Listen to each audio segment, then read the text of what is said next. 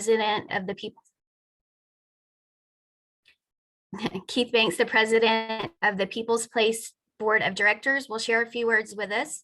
And after the board president, I'm going to share and announce the Employee and Rookie of the Year awards, as well as the Years of Service awards for longevity. After that, we're going to have two keynote speakers, Dr. Zingaro and Ms. Perchua. We will break for lunch from noon to 1, and after lunch, we'll return to join one of 3 workshops being offered. First, I would like to start with a big thank you to this year's committee members. Sorry, give me just a second. The recording thing is blocking my slides. Okay, thank you. I want to thank our committee members this year. The co-hosts today are Blanche Creech, Jakisha Sneed, and Nancy Carranza. They're going to be helping out today with introducing our speakers, providing instructions for our workshops, etc. And then for IT support today, we have Stuart Johnson, Ashley Parker, and Beverly Lawson. Some other really important help for today came from Donna McGee and Janelle Stanton. They helped keep the committee going, tracked our progress, provided creative ideas, and will be helping to moderate the workshops this afternoon.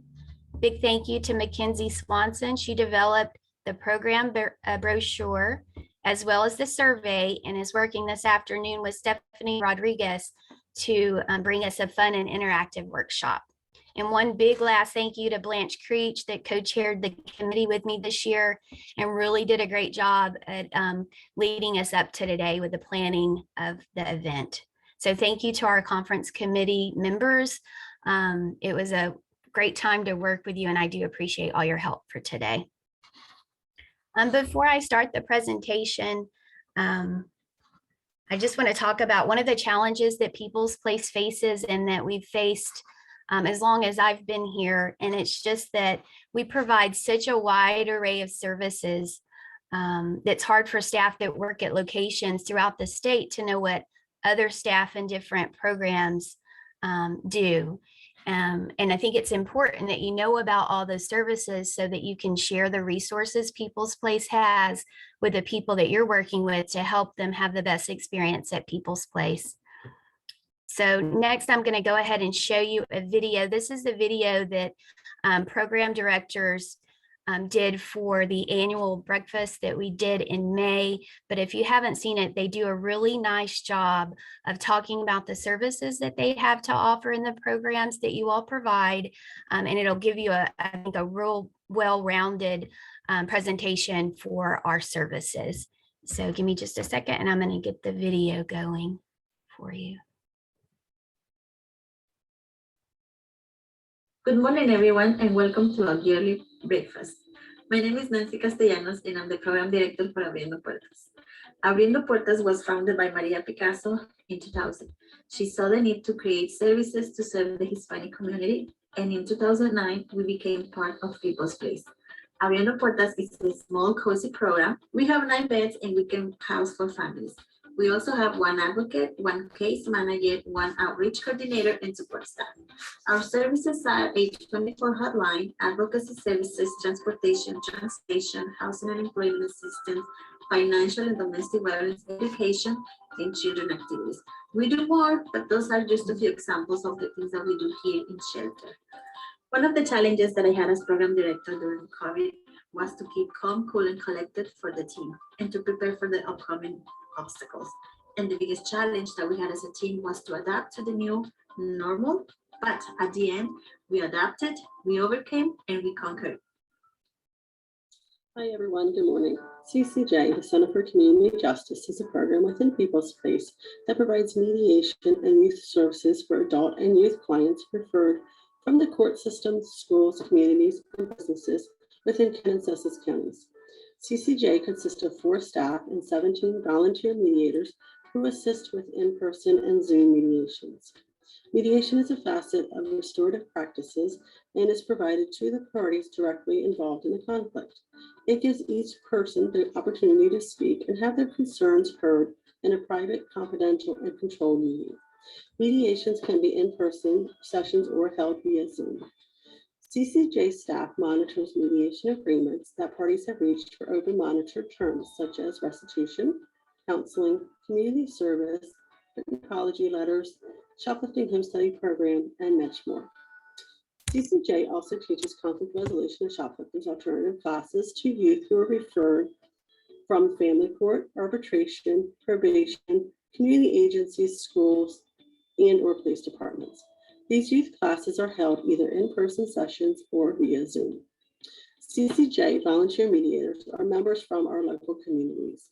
Many of our volunteer mediators have been with us over 7 years, and a few have been with us over 20 years. We also offer mediation training for anyone interested in becoming a volunteer mediator or for their own enrichment twice a year. Thank you very much. Hello, my name is Stacy Smith, and I'm the clinical director of the People's Place Counseling Centers. The counseling centers operate 4 clinics in Kent and Sussex counties: Milford, Millsboro, Smyrna, and Seaford, Delaware. Our clinics are staffed by licensed psychologists, clinical social workers, and licensed professional counselors of mental health who deliver individual and family therapy services to clients throughout the lifespan. We also have psychiatrists and psychiatric mental health nurse practitioners who prescribe medication for our clients who require this level of care. The Counseling Center also oversees clinicians providing mental health services to children in the Milford School District. These clinicians work within the school setting to assist school personnel with the more acute mental health needs of the students. Forensic psychology plays a major role in services provided by the Counseling Center. From court order, custody evaluations, and therapeutic visitation to fitness for duty and other mental health evaluations, our forensic psychologist assists families and the courts. We're also equipped to provide both forensic and outpatient therapy services to Spanish-speaking clients. Prior to COVID, the counseling centers provided telehealth services for psychiatry only. However, a year ago, the counseling center staff and clinicians had to quickly adapt to providing all services virtually in order to meet the care needs of our clients and to ensure the safety of both clients and staff. This required a great deal of flexibility and innovation, yet all of our fantastic staff and members of the leadership team have adjusted gracefully. Many clinicians created home offices where they have been able to continue treating a full caseload of clients. Some of our clinicians have been able to return to the office, and clients who require in-person treatment are able to receive this service while utilizing proper precautionary measures of mask wearing and social distancing. Our clerical staff have additionally assumed both janitorial and technology duties to assist in maintaining a clean, safe, and professional environment for clients requiring the use of in-office technology. And we continue to offer the same excellent clinical care for which People's Place is known. Thank you for supporting People's Place. My name is Kelly Painter, and I am the program director here at People's Place Girls Group Home. One of the services People's Place provides is a group home for girls. We strive to create a home-like environment for abused and neglected teenage girls in the foster care system, ages 13 to 17. We emphasize independent living skills and appropriate social life skills to help prepare the girls to live an independent life. Before COVID, the girls would attend school on a full-time basis. They would participate in normal teenage activities such as dining out, shopping, volunteering their services in the community, as well as various day trips or day outings. Since COVID restrictions, we're still able to provide these activities, but on a more restricted level. And any activities we do with our girls, we always make sure that we are practicing and following safe, healthy COVID guidelines. 24-hour placement facility challenges. COVID has been quite the challenge. As you can imagine, with a 24-hour facility, if one of our staff members contracted the virus, they not only had to stay home in quarantine, they had to focus on staying healthy. Many of the staff worked long, hard hours to ensure the safety and the integrity of our program. And I would have to say holidays proved to be the hardest. Christmas Christmas was the most challenging. We really appreciate our staff's hard work and determination, along with our donors that make Christmas wonderful.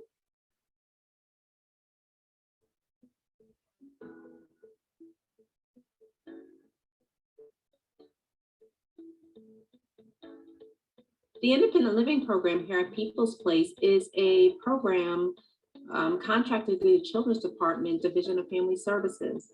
The program is designed to provide case management services to youth ages 16 to 21. And these youth are youth who are currently in the foster care system or they have exited the foster care system at age 18. The goal is to provide skill sets and support services to these youth as they transition into their adult lives.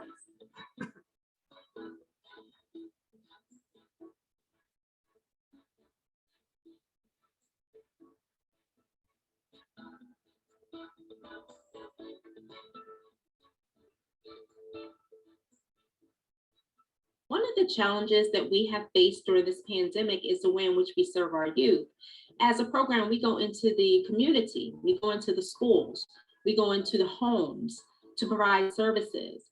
And the pandemic has caused us to come up with new innovative ways to serve our youth, such as Zoom video calls, text messages, FaceTime calls.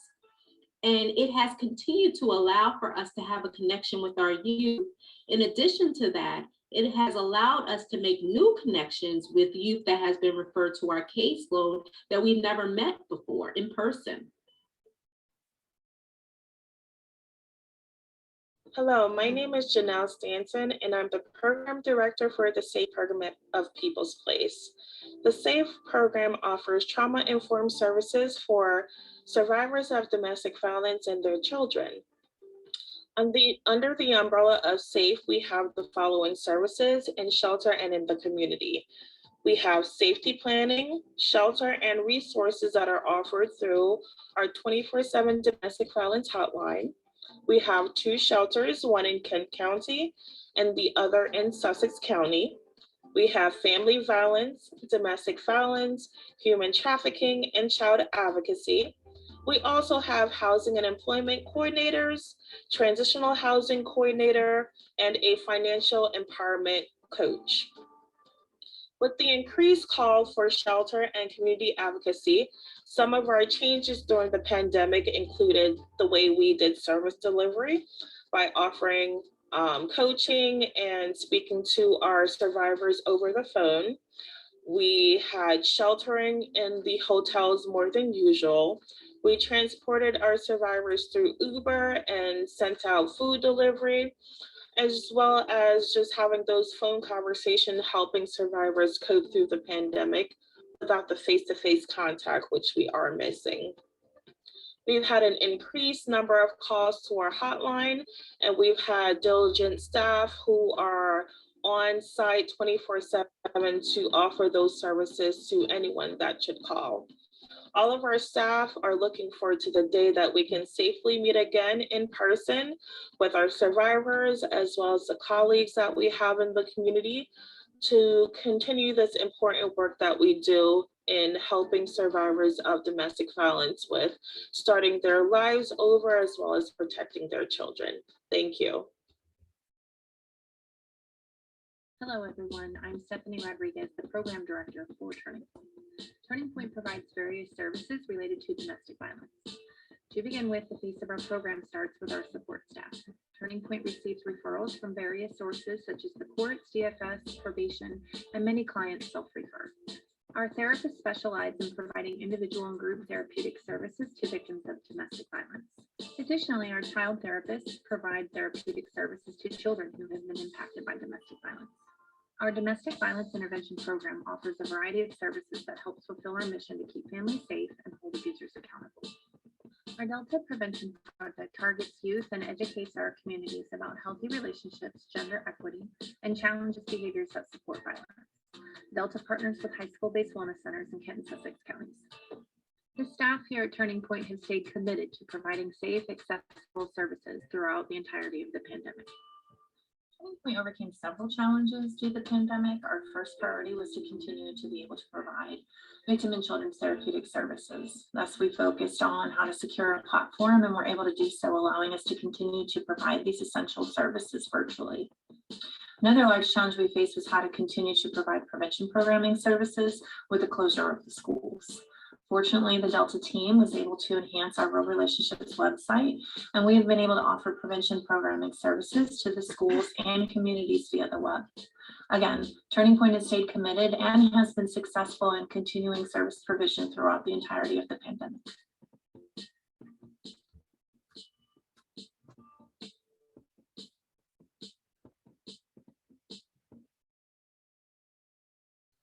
Hi, I'm Mike Rowe.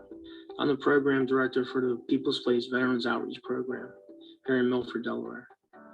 For over 20 years, the People's Place Veterans Outreach Program has been assisting thousands of veterans from both Kent and Sussex counties. And some of the services that we provide are we provide transportation from the veterans home. We also provide food assistance for veterans. So we have veterans who are on very fixed incomes and they might need some food. So we're going to reach out to some of the local members of the community and solicit donations of food, and they'll go ahead and transport the food over to the veterans that are in need. We work with homeless veterans. We refer them to various shelters throughout the area, try to get them off the street and get them hooked up and connected with the services that they need. Then once they go from the shelter to permanent housing, we'll go ahead and help the veteran get situated in with his new housing. What we'll do is we'll reach out to the community, and they might have a request for, furniture, washer, dryer, and we'll go ahead and reach out to the community, get that donation. We'll go and deliver it to the veteran. We also refer veterans who may need assistance filing a claim with the VA for a medical disability that's related to their service. So we'll go ahead and take them to the service officer for the Commission of Veterans Affairs. There's a service officer in each county, and those service officers go ahead and they will go ahead and file a claim for the veteran with the VA. And a lot of the time that I spend is performing welfare checks on some of the senior veterans that we have. We've had some clients for almost 20 years, and we spend a lot of time checking on them and seeing how they're doing.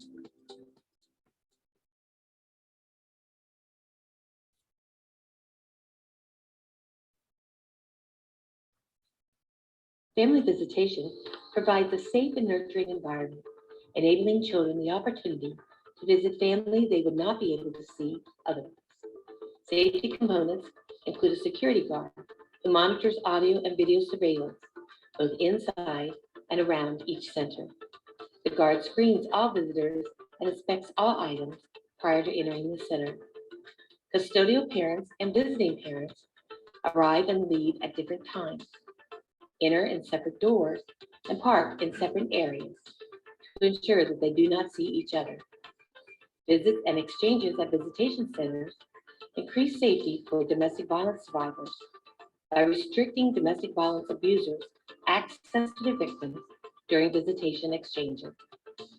Our visitation centers are located in Dover, Milford, and Georgetown, and operate during the weekend and in the evenings. We offer 3 types of services, including individual 100% supervised visits with continuous supervision of the visiting parents interacting with their children. A video recording is made and stored for these visits. Multi-family group supervised visits can include more than one family and can be up to 2 hours long. Monitored safe exchanges provide a safe place for parents to transfer their children from one parent to another for visits off-site. Referrals are generally from family court, but can be made from others such as DFS. Throughout the pandemic, we have followed all preventative protocols recommended by Delaware Division of Public Health. When the pandemic started, we were concerned that many parents would not use visitation centers. However, many have. We have a great staff that has remained diligent and committed. despite the challenges of COVID-19.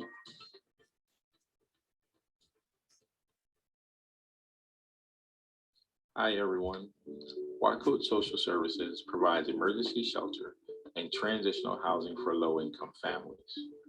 The Wacott Emergency Homeless Shelter, or to some known as the Ruth Dorsey Emergency Homeless Shelter, is a 25-bed shelter for men, women, and families for up to 45 days. One of the unique things about our shelter is that we do not separate the fathers when they come in as a family unit. We also have the Vera's Haven Transitional Housing, which has 10 townhomes for low-income families who commit to working and continuing their education. We also provide case management to families within the community, utilizing the Rapid Rehousing Program, as well as the First State Program. And lastly, we maintain a working food pantry and clothing pantry right on our grounds to support our community needs as well. Thank you for allowing us to share about the Wacott program.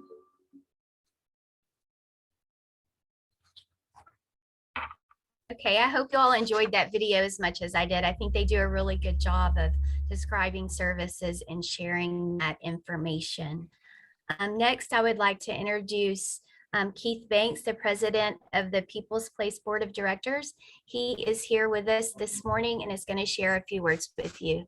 Keith? Thank you. I hope you can hear me okay. Yes. Okay. Well, thank you for that introduction. And that video was very informative. So thank you for that. I think it gave us a great overview of each program. So that's very good.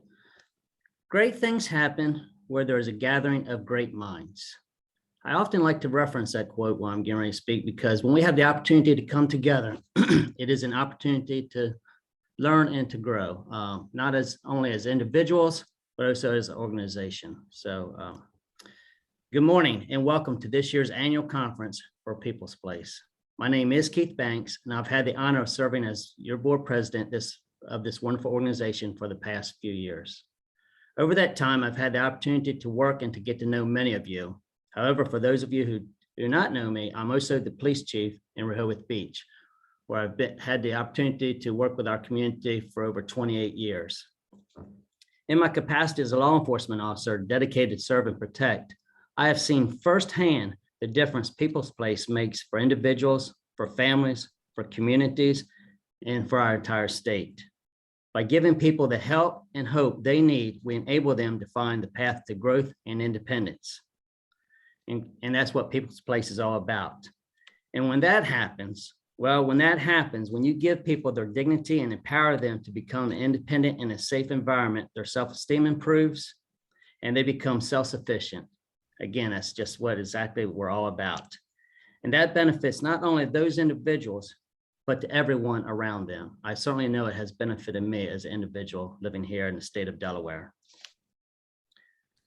This year, our conference is focusing on self-care, social justice, diversity, equity, and inclusion. Things you champion each and every day. Together, last year we helped veterans, parents, teens, youth, and entire families by providing social and mental health, counseling, conflict resolution, education, prevention and intervention services, opportunities to live independently, and safe places for visitation, and so much more. As the video just said, I'm just at awe all the time and so proud of this organization, everything you guys get to that you have accomplished. We truly have made a difference. You have made a difference, and we thank you for that. On behalf of the board of directors, I would like to thank each and every one of you for everything you have done and continue to do to make our communities and our state a better place. We appreciate you, and we're thankful for your commitment and service. I truly hope you have a great conference. And on a personal note, if there's anything I can ever do professionally or individually, please do not hesitate to reach out to me, the Rehoboth Beach Police Department. I sincerely mean that. In the meantime, take care of yourself. You're our most important commodity. Stay healthy and safe, and hope you have a great conference. And thank you for this time. Great, thank you, Keith. And I would like to say thank you to the entire board of directors. You've provided great leadership and support for People's Place over many years. So thank you. I appreciate that. Thank you. And I want to express my gratitude, respect, and the honor that I feel to work with all of you. Much to our dislike, this pandemic has continued, and we find ourselves living in a world of unknowns and in unprecedented times. By now, most of you have come to the realization that there are simply some things that are out of our control. We have adjusted our lives and have continued to do so on what seems like a daily basis sometimes, all while continuing our unwavering dedication and social responsibility to serve our communities that are in need. Attitudes are contagious, and your positivity and commitment have carried us through some of the toughest times. Attitudes not only affect how you're feeling, they affect your coworkers, your team, and the client's experience at People's Place. An organization is only as good as the people that help the organization. And it's employees like you at People's Place that make us great, even in these tough times. Please know that your long hours, late nights, and your willingness to help others simply does not go unnoticed. Without your never-ending hard work, things would be much worse for the people that we serve. And I can't say thank you enough for all that you do. Next, bear with me, I'm going to share my screen, and we're going to move into the employee recognition part of the presentation.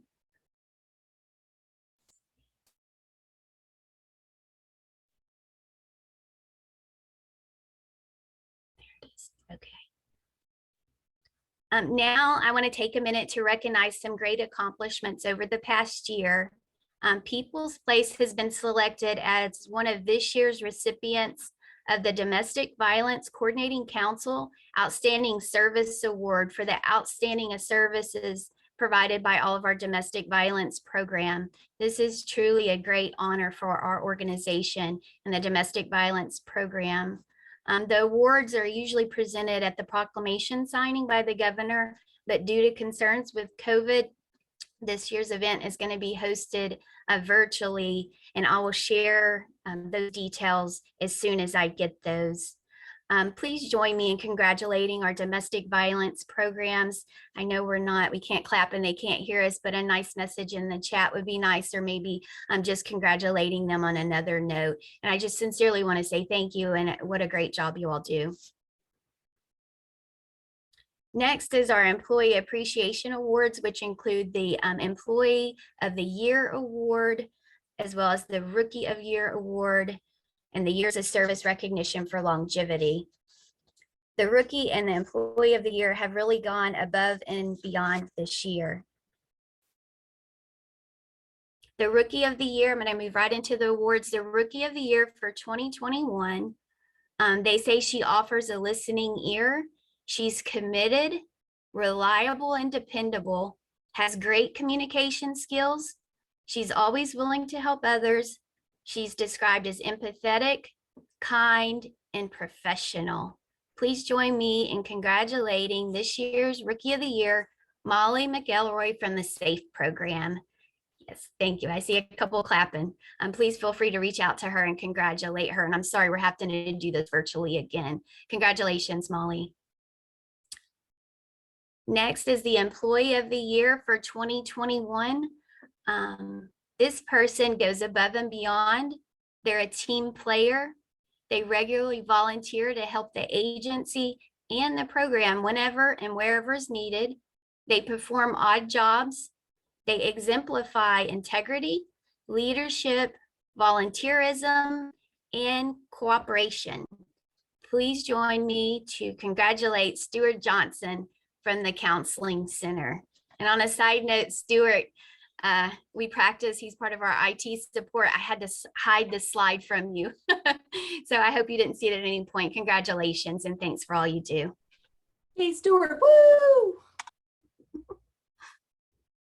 Okay, thank you. And the next on our agenda is the Employee Years of Service Awards. A shout out to all these people for staying with us for so many years. We will start first with a 5-year employee awards for years of service. We have Angela Burris, Kathy Finkel, Jennifer Menzies, Chantel Kali, and Dorothy Lee. Thank you for 5 years here at People's Place. 10 years, our next group of people, they've been with us for 10 years. I want to say thank you and congratulations to Amy Fitzgerald, Ann Southard, Stacy Lawson, and Carla Enos. Congratulations on 10 years. Next is our 15-year, and it's truly an honor as you see this, that we have people that have been with us so long. So congratulations for being with us for 15 years to Stacy Wright, Kim Rigby, and Lorraine Trader. Thank you and congratulations. 20 years. We have a couple of people that fall into this category, and a big thank you to these people, Regina Boardley and Kimberly Gibbs. Congratulations on 20 years at People's Place. And again, thank you. And the last one, Karen Geyer, congratulations. You get your own slide, but I'm happy to say that you've been with us 25 years. It's a pleasure to work with you. Congratulations.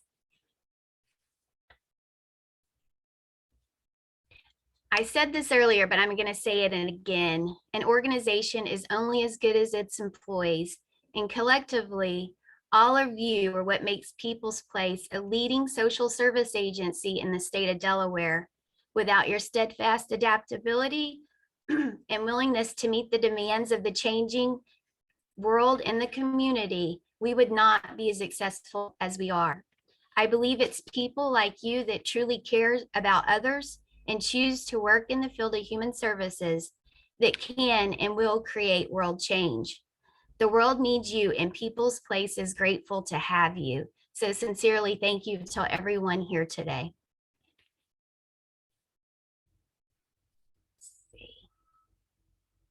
Next, we're going to move on into the introduction of our first keynote speaker.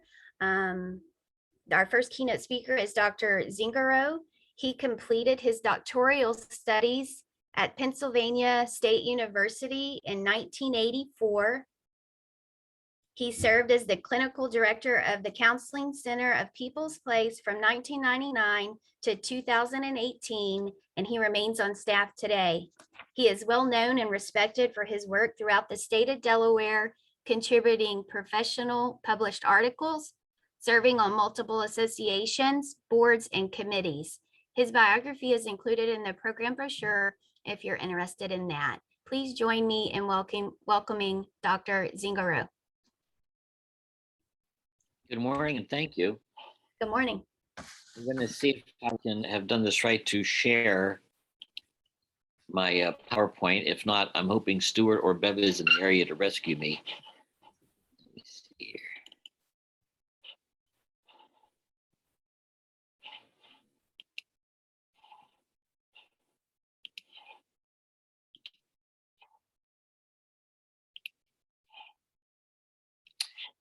Okay, let's see here.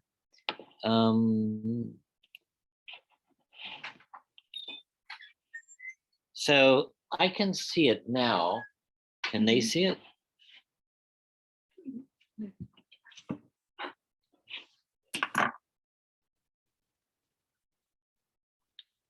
I want this to be the first one. So here's the Zoom meeting.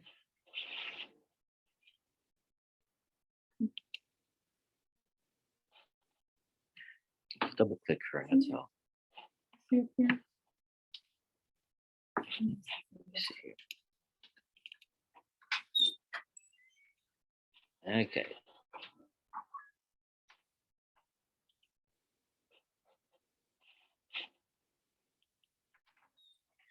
There we go.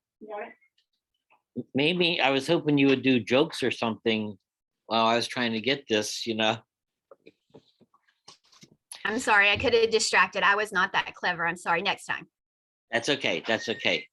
Good morning. It's a pleasure to be here. I really like opportunities to do these presentations. And I want to share with you in advance of the other presenters how much more difficult it is to do a presentation using Zoom than when you have kind of this live audience. It's easier when you have a live audience. People can give you faster feedback. You can answer questions quicker, etc. So we're going to do what we can to make this entertaining and helpful. So one of the things that our executive director Mamie talked about towards the end of her presentation is that attitudes are contagious. So if attitudes are contagious, but not everyone gets one, does that mean they're not really contagious? And that may sound silly, but that's kind of what we face whenever we deal with complex or difficult scientific issues. Most of us aren't scientists, weren't trained to be scientists, and really, even though we learned about it in 4th grade, don't understand the scientific method. So we can be confused, anxious, depressed, etc., about the things going around us because we conclude, you know what, I don't think anyone knows anything, because every time someone gives some bit of information, somebody else has some other information that's different or counterintuitive. So if we want to avoid issues about anxiety and depression, we need to understand, in my opinion, the history of things to find out, are we just kind of going over the same territory and gaining very little, or do we have some understanding of what has happened to us and how we can manage things moving forward? So I have a couple of objectives I want you to be thinking about. One, I want you to know what COVID-19 stands for, what that acronym stands for. Identify at least one other epidemic or pandemic that has had political ramifications, i.e., that was politicized, and that's what we have today. Define the difference between rumors and research, and then ultimately feel better prepared to cope with the continuing COVID-19 pandemic. COVID-19 is not going to go away. And just like the flu that has been with us for hundreds of years, we're going to begin getting different variations of COVID viruses that we're going to need to manage, cope with, and conquer. So I want to go back. I always think educators are the most important people in our communities because they really help us maintain a balance. So I want to provide you with some information from some educators and scientists a while back. When trains were initially introduced in the United States, many people believed that women's bodies were not designed to go at 50 miles an hour and that their uteruses would fly out of their bodies if they were accelerated to that speed. Now, hopefully that sounds pretty silly to most of us, but I hope you can appreciate that when that idea was being surfaced, there were people who believed it, and therefore people that made changes in their lives based on what they thought was this true fact, i.e., if I'm a woman, my uterus is going to fly out of my body if I ride in a train that goes too fast. So what exactly does the acronym COVID-19 stand for? This is why I wish we had a live audience to hear your responses of it. So let me offer a few ideas. Colorful, vital details. Contagious, original viral infection design. Corona, not the beer, coronavirus disease. So I hope you know it's the third one. What does the number 19 refer to? 1, how many people died before the virus was identified? 2, it's the 19th variant of the disease. 3, it was identified in 2019. Or 4, the average number of pounds we've all gained in the past year. The true answer is number 4. No, just kidding. It's really number 3. It was identified in 2019. And some of us may think about, well, it was really 2020 when we had the pandemic coming to the United States, et cetera. But it was identified in China in 2019, and that's how it's got its name. There was a newspaper article from June of 2020, so a little over a year ago, entitled "The Perils of politicizing a plague. So let's study our history. Is COVID-19 the first disease to be politicized? You all remember from your elementary school days this phenomena called the Black Death. It's also called Yersinia pestis, and I think we should memorize that term so we can sound smarter than we probably truly are. And tell our friends about if they've ever heard about Yersinia pestis. Anyhow, this disease was transmitted to humans by fleas who were deserting rats that died of it. So the Black Death was such that it was killing human beings and animals simultaneously. It was the worst pandemic in history, pandemic meaning it surrounded the world. It came to Europe around 1347 from Asia. Does that sound familiar? The citizens of medieval Europe sacked and burned the Jewish ghettos during the Black Death. So it wasn't bad enough to be living in a ghetto. Your ghetto, your home, was then sacked and burned because individuals claimed the Jews were, quote, poisoning the wells. The Christians who killed them had no idea what was causing the plague or who carried it. They had no idea how to solve that problem or to manage it. But they found a common enemy, and by damaging and killing that enemy, they became united behind it. And that is the problem with not being aware of all the variables, that we get hooked into just finding a common enemy and banking on that being our solution. Syphilis, which is a sexually transmitted disease, was occurring in Europe in 1494. Historically, 1492, Columbus Day, Columbus found America, and many of you probably understand that the European sailors killed many of the indigenous people by giving them diseases that the American Indians had no way of combating. And syphilis, unfortunately, was one of them. So in Italy, they called it the French disease. But in France, they called it the Italian disease. Syphilis, because it's sexually transmitted, fortified a pre-scientific delusion that disease was a moral stain, punishable by God. Therefore, according to this religious view, if the plague was an act of God against sinners, the cure would be to murder the people who were accused of spreading it. Just in case we become comfortable and believe that somehow this could never happen in America, in the 1800s, there was a physician in Ohio who was promoting the use of anesthetics for surgery. That individual was kicked out of his church because it was believed at the time that pain was a necessary part of God's plan for us. And for a human being to take away pain was being against God's will. So, like it or not, our issues have become politicized and our churches have become political. So here's a sign. This is a mask-free church campus. Kindly remove them or stay in your car. We celebrate faith over fear. I don't understand, however, if telling people what to do, even if telling them politely, is an act of faith. I mean, at some level, let's think about what this sign is saying.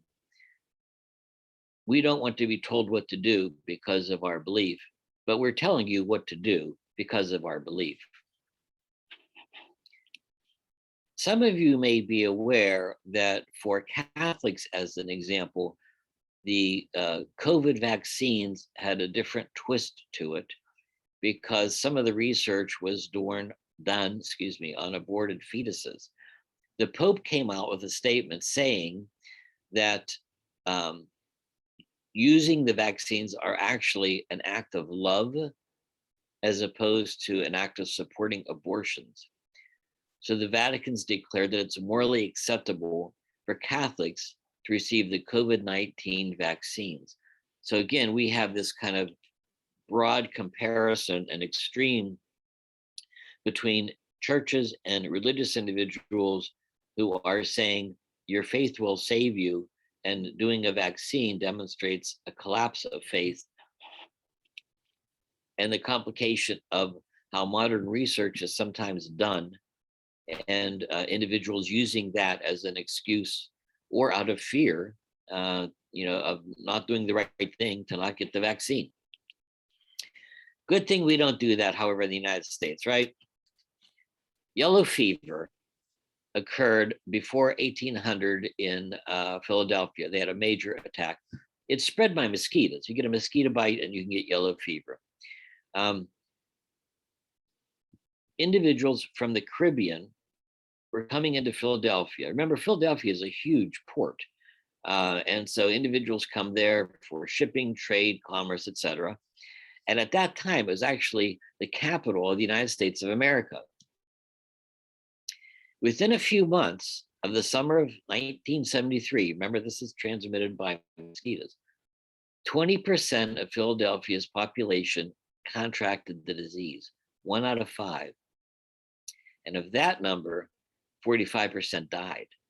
So there were 10% of Philadelphia's total population, 10% of Philadelphia's total population wiped out by yellow fever. The yellow fever epidemic created a mass panic in the capital. This is the capital of the United States. So 17,000 people, including President George Washington, left. So they wanted to go to the countryside. Benjamin Rush, who was one of the signers of the Declaration of Independence, chose to remain in the city. He was a physician, tending to the sick people. It's said, it's believed, that he sometimes visited 100 patients in a single day. Another founding father, however, equally famous, Alexander Hamilton, who was Secretary of the Treasury, also chose to remain in Philadelphia. The question of yellow fever treatment became political. Benjamin Rush, a physician who was a member of the Democratic Republican Party, so at one time, there was a single party called the Democrat Republican Party, and Hamilton was in a different political party called the Federalists. One favored mercury and bloodletting, and one favored the use of a cinchona bark from a certain tree as a way to treat yellow fever. Which treatments the Philadelphians read about depended on their media outlet, which sounds like MSNBC or Fox. The Federalists Sympathizing Gazette of the United States, that's the name of the paper, exclusively printed medical recommendations from Hamilton's favored physician. The impartial Federal Gazette overwhelmingly published Rush's advice and admitted conflicting viewpoints. So this is happening several hundred years ago, and already people are beginning to have divergent opinions supported by gross biases in the newspapers. So this is not unlike what we see today, where individuals are claiming that there are gross biases occurring now in our news outlets. They even politicize the origin of the disease. Remember, yellow fever is caused by mosquitoes. The Democrat Republicans believed that the disease was local, and the Federalists blamed refugees and coming to America, which sounds a little bit like what's going on today. More than 1/3 of the most prominent national and local political leaders took a public position on the cause of the epidemic. And according to one researcher, with few exceptions, the Republicans backed a domestic source of the fever, and Federalists blamed importation. So did the politics affect the outcome? In that climate of politicization, little progress is made towards finding an effective treatment. In the end, yellow fever was defeated by a cold winter, which killed off the mosquitoes and ended the epidemic. As ships brought in more mosquitoes from abroad, other outbreaks of yellow fever flared up, occasionally in coastal US cities, and a vaccine would not come until 1938. So again, this is from before the 1800s, over 140 years before they get a vaccine. So speaking of vaccines, let's talk a little bit about a history of vaccines. Smallpox was a disease that was approaching the mortality of the Black Death. As many as 300 million people died of smallpox in the 20th century alone. The British physician Edward Jenner invented vaccinations in 1796. He didn't look at science. He looked at folk tales. So these were kind of, knowledge that people had that wasn't backed by any type of scientific observation, as much as they kind of understood or saw that milkmaids who contracted a mild form of the disease known as cowpox appeared to be immune to smallpox. So what Jenner did was he took pus from the hand of one of the milkmaids and inserted it into an incision he made in the arm of an 8-year-old child. Fortunately for Jenner, litigation was not that well done. You can appreciate if that was done now, how many attorneys would be involved in suing Jenner for doing such a precarious experiment. At any point, by 1801, he actually was promoting his procedure as proof against smallpox. And of course, we were all grateful, right? Nope. The public reaction to what he was doing was hostile. Some clerics called it, quote, unchristian, because cowpox came from an animal.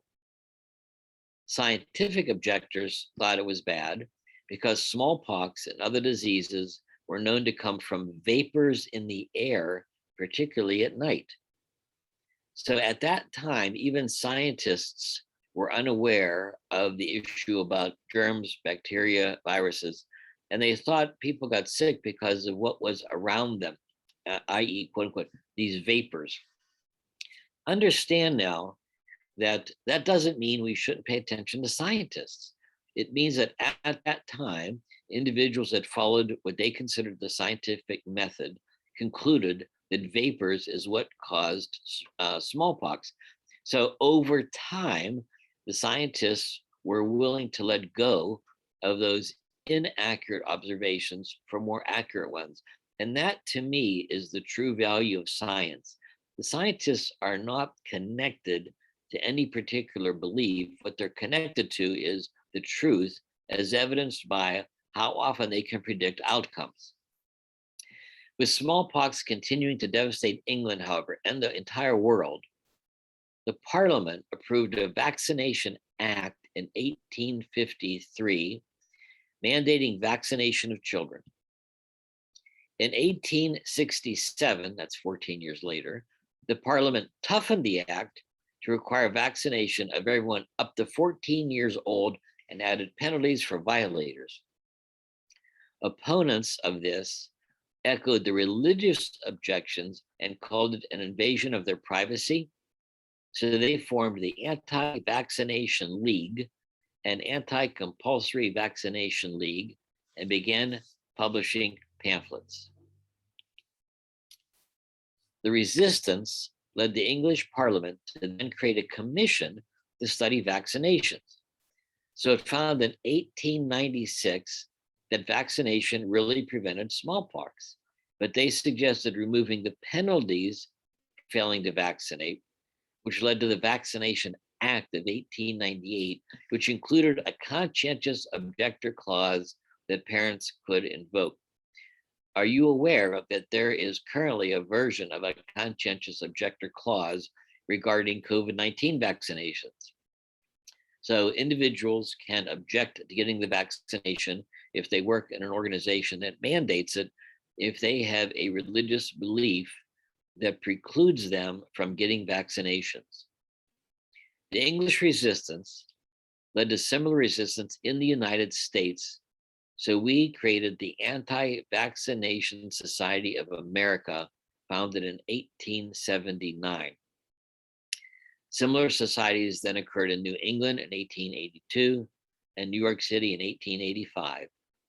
American anti-vaxxers fought in court to repeal vaccination laws in several states, including Illinois, California, and Wisconsin. So is mandating for school children new?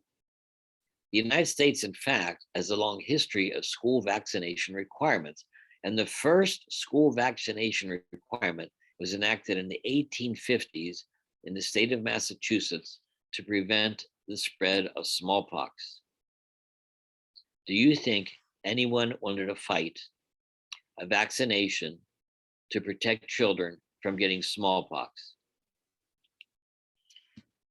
The anti-vaccination movement reached the US Supreme Court in 1905 in Jacobson versus State of Massachusetts. This was the first Supreme Court case about the power of states in public health law. The case originated in Cambridge in 1902, where the city's Board of Health ordered all city residents to be vaccinated against smallpox. Hennig Jacobson objected, that's how you get the Jacobson versus Massachusetts, on privacy grounds, and was criminally charged. Jacobson appealed, and the Supreme Court ruled that states could enact compulsory laws to protect the public from communicable diseases, which is what we are talking about today in terms of, is our current Supreme Court going to take up some of these issues about mandatory vaccinations in states, schools, or businesses? So shouldn't issues about COVID-19 be like treating the flu? Historians and epidemiologists use a broad spectrum of mortality ranging from 2.5 to 5% of the world's population, which translates to 50 million to 100 million deaths a year from the flu. The pandemic was 5 to 10 times deadlier than the First World War. The recent statistic I heard was over 500,000 Americans have died because of COVID-19. And the United States has the #1 number of percent of population that have died from COVID over any other country in the world. That means that more people in the United States are dying from COVID percentage-wise than individuals in any of the poor countries of Africa or countries like India. So was there ever a disease whose treatment wasn't politicized? Well, polio has been with us for several thousand years. We knew about it at least since 1400 BC because of some Egyptian writings. The disease was still crippling and killing more than 500,000 people a year.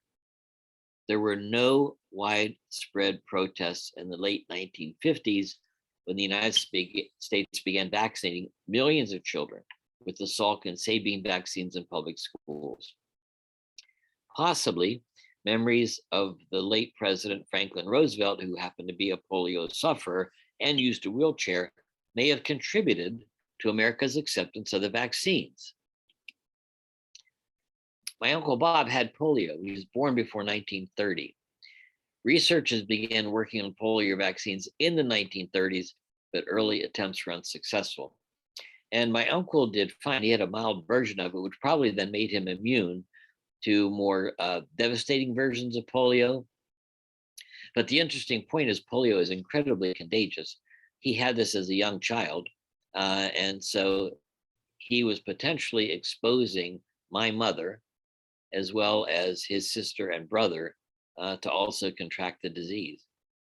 Fortunately, none of the other siblings got it. On March 26, 1953, American medical researcher Dr. Salk announced on a radio show that he had successfully tested a vaccine against polio, the virus that caused the disease. The United States has been polio-free since 1979. So in 1953, we have a vaccine. We are not free of polio for the next 26 years. If you had to pick a moment as the high point of respect For scientific discovery, it may have been then, according to one author in a medical journal. He writes, after World War II, you had antibiotics rolling off the production line for the first time. People believed infectious disease was being conquered. And then this amazing vaccine was announced and people couldn't get it fast enough. In addition, what probably helped was Elvis Presley. So there was a large push to get individuals that people admired to get shots of the polio vaccine to prove, to show that that's what cool people would do. So Juan Rodriguez, this is for you. Is polio still around? It still exists. Polio cases have decreased by over 99% since 1988, from 350,000 cases to only 22 cases worldwide reported in 2017. So what's the big deal? The reduction is the result of the global effort to eradicate the disease. Maybe we shouldn't worry about it. Today, only 2 countries in the world have never stopped transmission of polio. Those 2 countries are Pakistan and Afghanistan. The polio eradication program by those countries is considered a quote unquote foreign program. So because their local leaders aren't leading it and involved, they don't get the shot. But not a big deal, right? Only 22 worldwide. Despite the progress achieved since 1988, as long as a single child remains infected with polio, children in all countries are at risk of contracting the disease. Polio can easily be imported into a polio-free country. It spreads rapidly among unimmunized populations. Failure to eradicate polio could result in as many as 200,000 new cases every year, and within 10 years all over the world. These are statistics from the World Health Organization. Why such rapid spread? Because our oceans no longer protect us. Our world is shrinking, and traveling from one spot to another is done in a matter of hours. Initially, as an example, I don't know if you know this, there was a hope that the COVID-19 virus would be slow coming to the United States because you'd have to cross the ocean to get the virus here.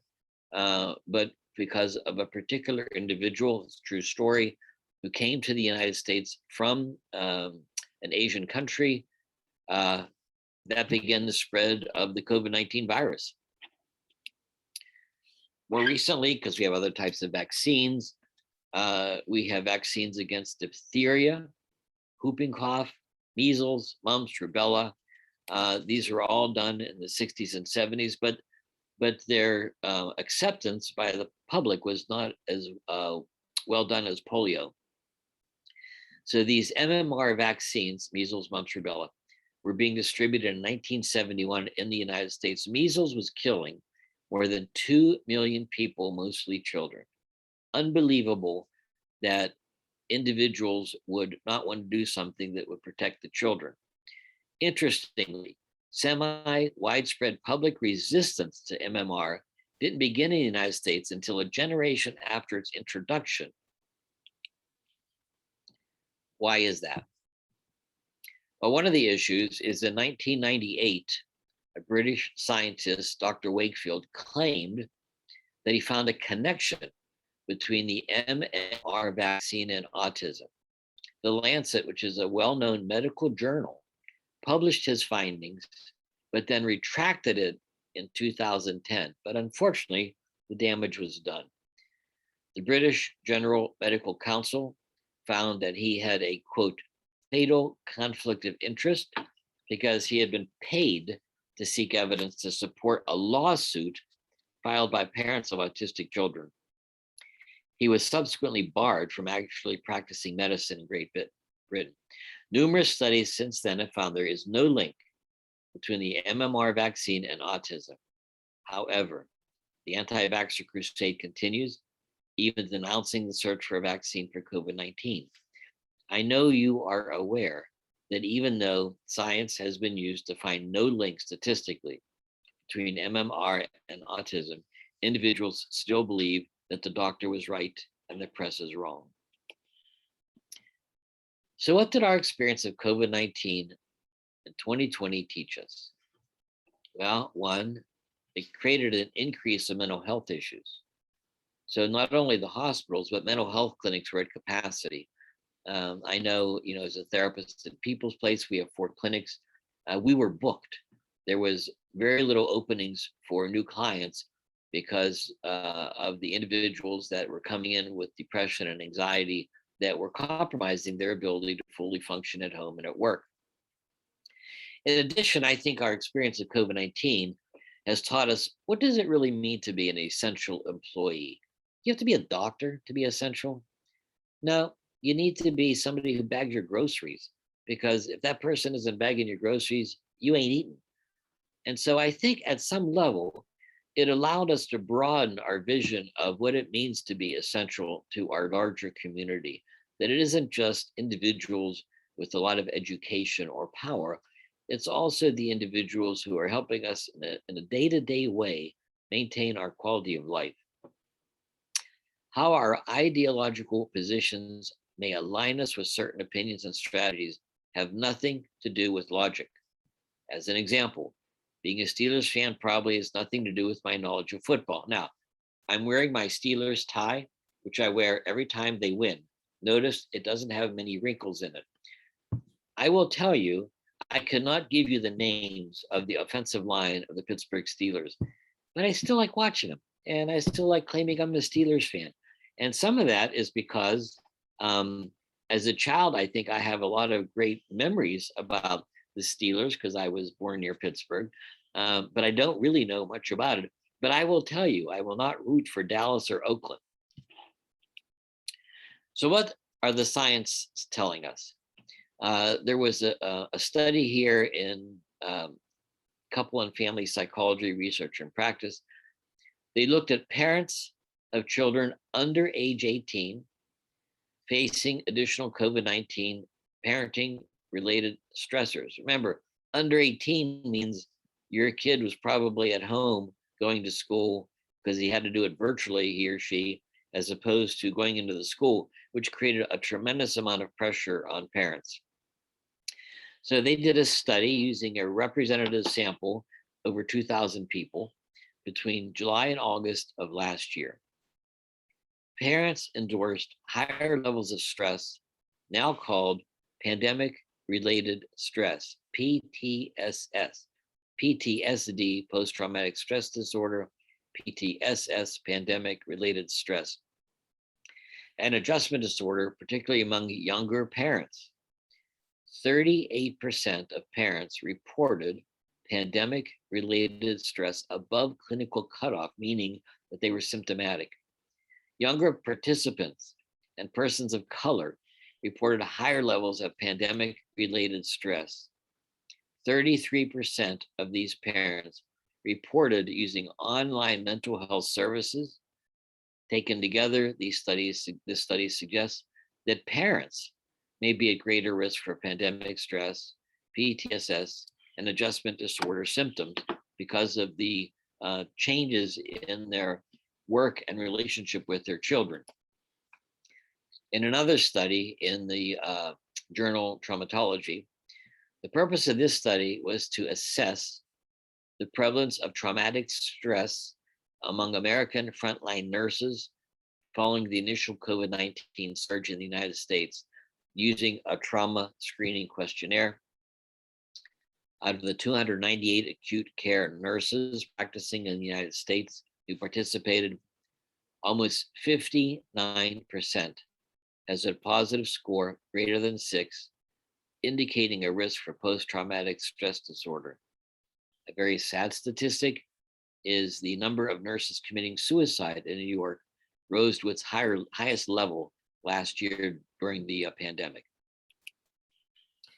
In the Journal of Family Psychology, another article, parental stress is a known risk factor for what's called coercive parenting. Coercive parenting is when you use harsh behavior. hitting, yelling, scolding, making fun of, threatening, rejection, etc. So it's not what we want parents to do to children. And it leads to lower co-parenting quality. This study looked at 96 families, 47% low or medium educational background, meaning high school or less, 53% higher educational background, college plus. Mother, father, and child, there were 53% girls. Median age of the children was 3.5 years of age and 4 years of age. What they found was that there were higher levels of parental stress associated with higher initial levels of coercing parenting and lower initial levels of co-parenting quality. What does that mean? That parents who were higher on coercive parenting to begin with, got worse. Stronger increases in parental stress were associated with stronger increases in coercive parenting and stronger decreases in co-parenting quality. So again, individual parents who weren't doing well did worse. In another study in the journal School Psychology, they wanted to look at whether restrictions put in place during COVID-19 affected the social and psychological well-being of early adolescent school children. So they're looking at kids who are about 12.5 years of age, enrolled in 6th, 7th, or 8th grades. This is a middle school in northeastern Pennsylvania. This state took a moderately proactive approach to the pandemic. So caution, we're only looking at one school, 300 kids. They used a cross-sectional design. So they looked at kids who were in school 100%, that's with the 100% in person, or hybrid, or 100% online. And they compared that to 9 outcome measures. Oops, sorry. There we go. Perceived parental support, perceived parental knowledge, peer deviance, neutralization, meaning there's nothing I can do about my future, cognitive impulsivity, depression, delinquency, bullying, victimization, and bullying perpetration. No significant between group differences. What does that mean? That means it really didn't matter if you went to school in person, hybrid, or online, the issues about parental support were the same. So they did a second analysis using a longitudinal design, more children. 3 of the 9 outcomes displayed significant change. There was a small reduction in parental support and modest increments in neutralization beliefs, meaning in essence, I don't have any sense of control over what's going on. I don't matter, that's a neutralization belief. And cognitive impulsivity. There were individual students who experienced moderate increases in depression, like over 50% of them, cognitive impulsivity, and bullying victimization. So what does this probably mean?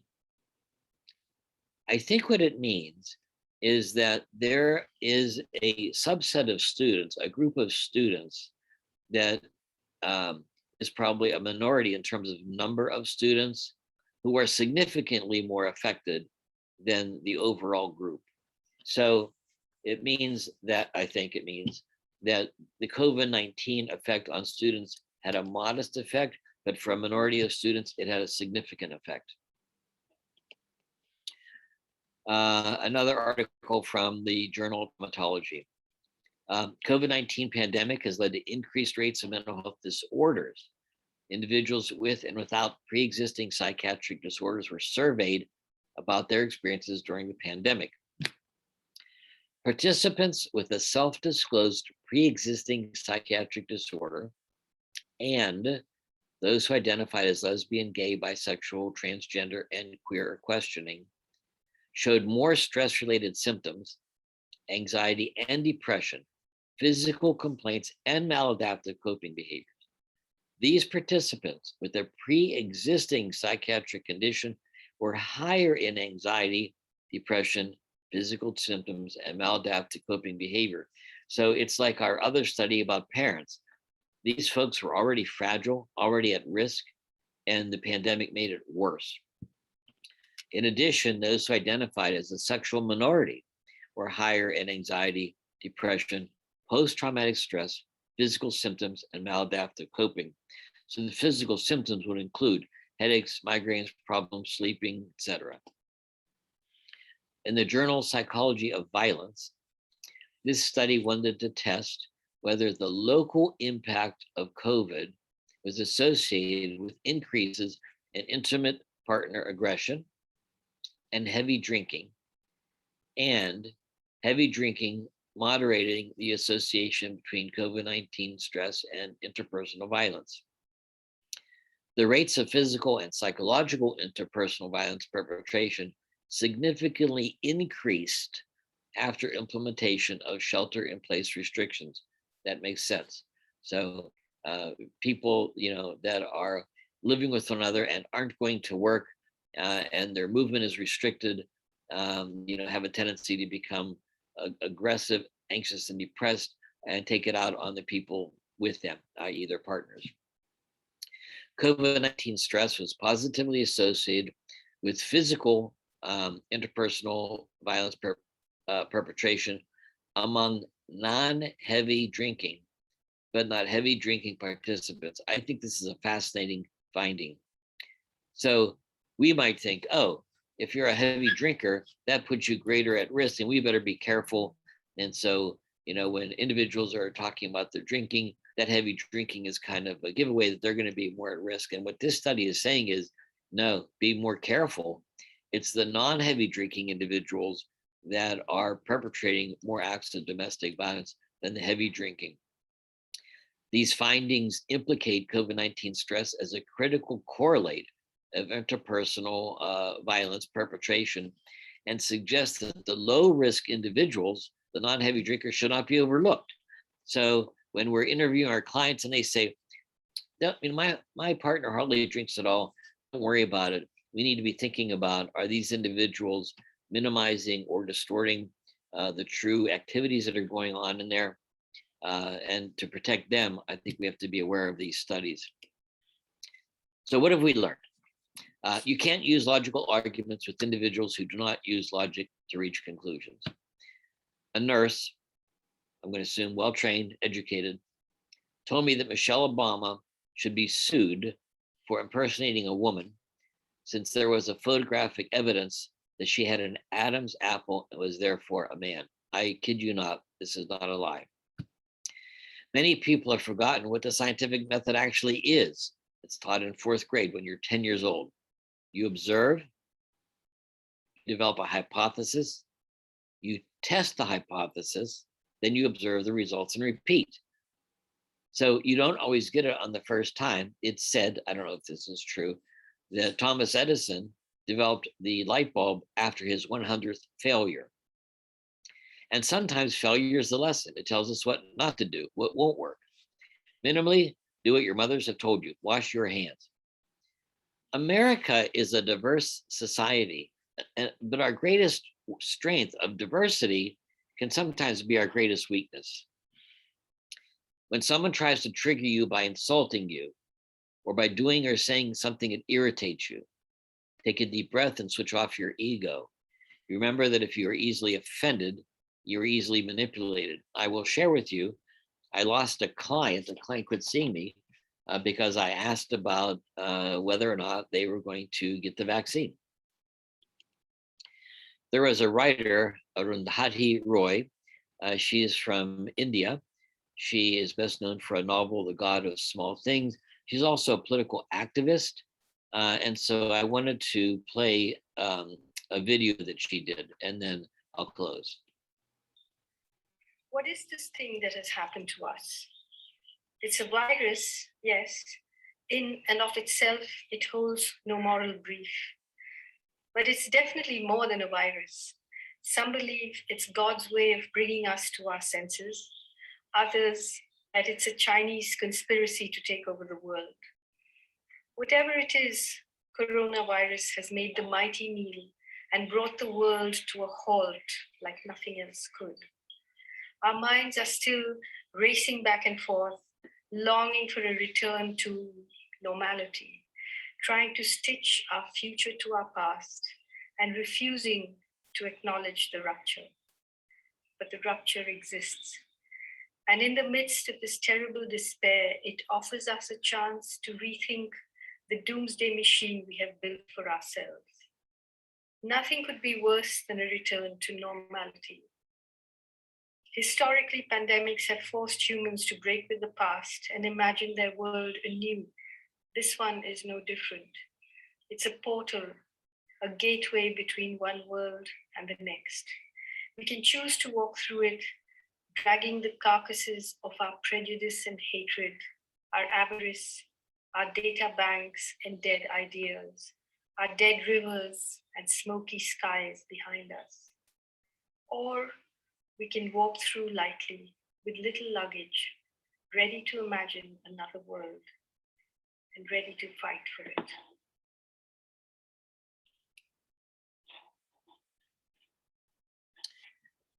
I wanted to save some time for questions and sharing. And you can ask a question by unmuting your particular microphone. And I know we have time left, but I think this is such an important topic. And I want to be able to hear what your concerns are, particularly if you thought I was going to address something and missed it.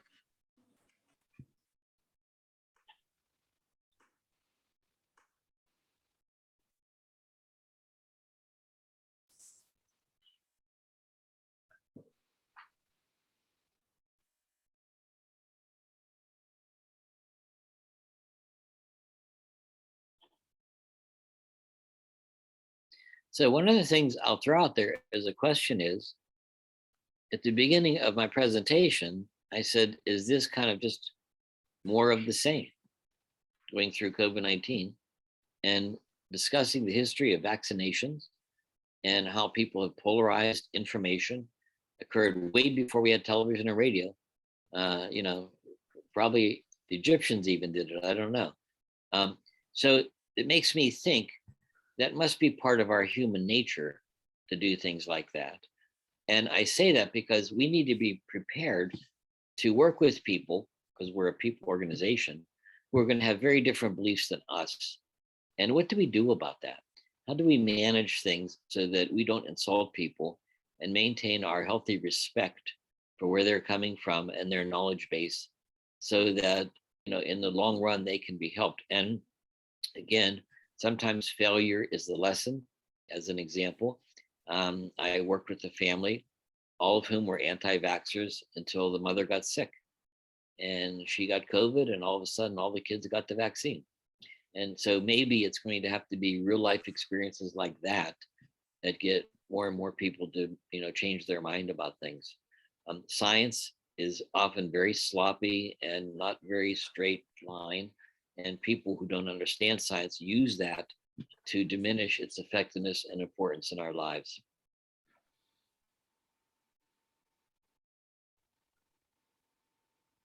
Dr. Joe, I was wondering what you learned from you said you lost a client by asking them about what they were going to do about vaccination. Do you have any advice of how we should handle that as a clinic and as providers? Thank you for asking. I was totally shocked by the person's response. They were so angry that I talked about it that they literally stormed out of my office. I mean, the individual they were in my office. They sat up in the chair and I thought, oh, I'm gonna have to call Bev to protect me. This person could hurt me. And they said, I'm done. I'm so tired of you leftists, He had some other political comments and walked out. So I don't know that I could have been prepared, because I was totally shocked by that level of response. But what it makes me think is that level of response has nothing to do with logic. That individual was purely on their emotions. And I've worked with them for a while, and it's so surprising. I mean, I never would have said anything to make someone that angry. So I didn't think what I said would make someone angry. So I clearly there was a part of him I just didn't know about. And, you know, I apologized a million times, but it was just done. I think about that, but it was just done. Thank you.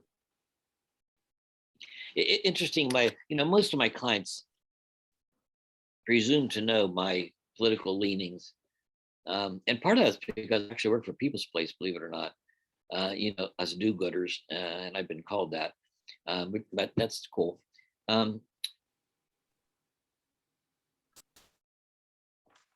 They have become more willing to talk to me about the issues like vaccine, I think because it's beginning to hit closer to home. As more and more people are dying or getting very, very sick, you can't avoid it. It's now no longer something that happens to my neighbor.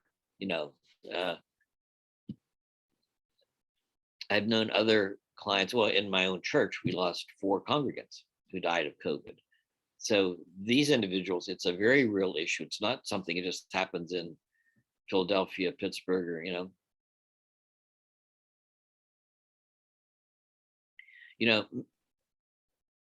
in the universe, change does not occur without violence. Nobody ever says, let's just change. Doesn't happen. There usually is, well, I can't think of an exception. So if you can, please share with me. But I'd read about that, and I believe it's true. There has to be some real reason for the change. Otherwise, we don't want to make it. And so the reason tends to be brought about because of an aggressive, violent act. And then all of a sudden, and so part of me says, unfortunately, wow, maybe more people need to die. And then that will help. But even that is my wishful thinking, because historically that didn't work in Philadelphia with yellow fever or with smallpox. Individuals just have such a hesitancy about believing. I think the other thing that we think about is our own memories as children. So, I got a polio vaccine and I got MMR when I was a kid. But back then, science was our God. I mean, we were going to the moon, guys. Everybody believed in science. It was the correct thing to do. It was the right thing to do. We wanted to be better than Sputnik. So, of course, the science did it. It would work. And nowadays, people are so much more cautious, critical, and suspicious because they've been fooled too many times. So they watch certain TV things and they scratch their heads about, well, what exactly is the truth? I mean, back in the day, maybe because of naivete, we just believed everything wholeheartedly. But science has created some disastrous outcomes.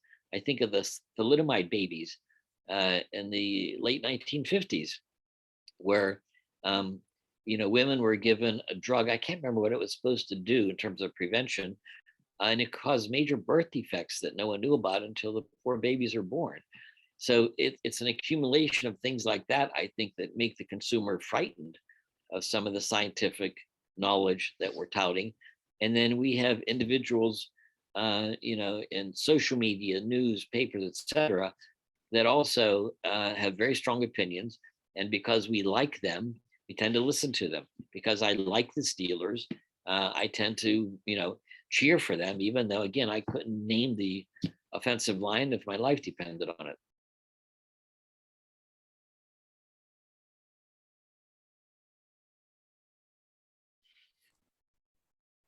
Joe, I'd like to weigh in.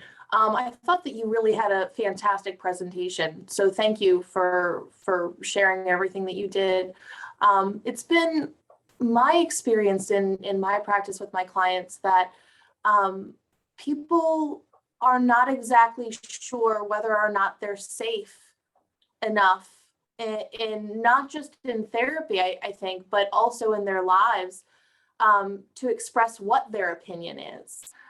If they have one way or another.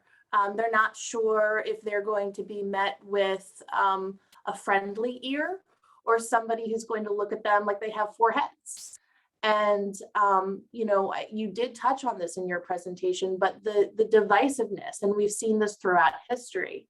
I think that's kind of what you meant about the politicization of these types of medical catastrophes.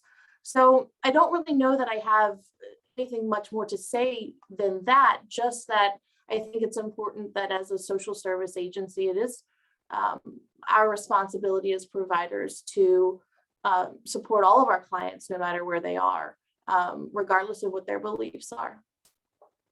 Thank you. I think that when we're dealing with individuals that appear to be wed to a certain logic, it's impossible to directly confront that, because that would mean they're really using logic, and therefore their opinion should be more flexible.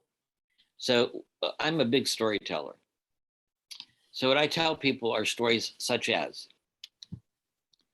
it took around 50 years for the states and federal government to finally enact seatbelt laws. Now, they knew 70 years ago that if you didn't wear a seatbelt, your chances of dying would be significantly increased in a car crash. But it took 50 years from the introduction of seatbelts to be fully law in all states and through the federal government. Most of the time, seatbelts work and people's lives are saved. But sometimes even a seatbelt doesn't save you. Therefore, should we get rid of the laws? And that's parallel to the argument about the vaccines. Wait a minute, I heard this guy got a vaccine and he still got sick, so the vaccine must be useless. So to deal with that, what I talk about are seatbelts. Okay, so we have a seatbelt law.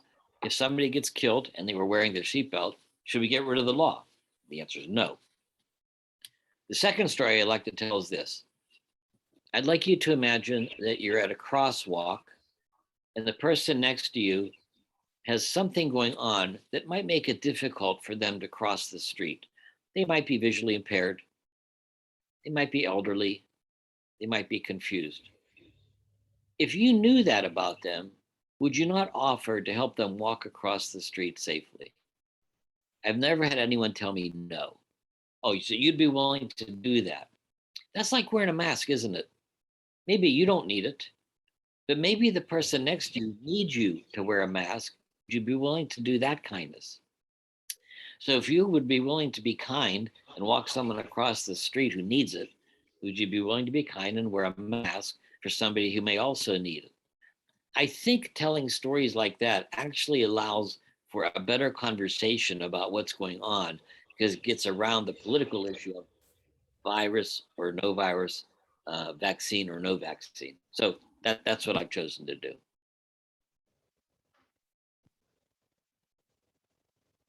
You know, one of our goals as people helpers is to generate ways to help people develop critical thinking skills. That's what we should do for our kids. Critical thinking skills means, in essence, you're using the scientific method. You know, is what you're saying logical? Is what you're saying makes sense? And by teaching people that, we empower them. Now they can make up their own mind.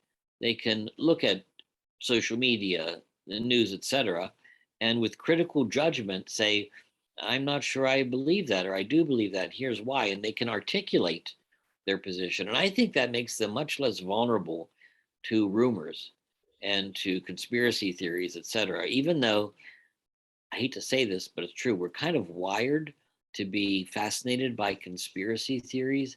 There's a part of our brain that says, yeah, but what if? That's the creative part. But when it goes awry, it's called conspiracy. And so we're actually wired to have some faith in conspiracy theories because we don't want to be fooled.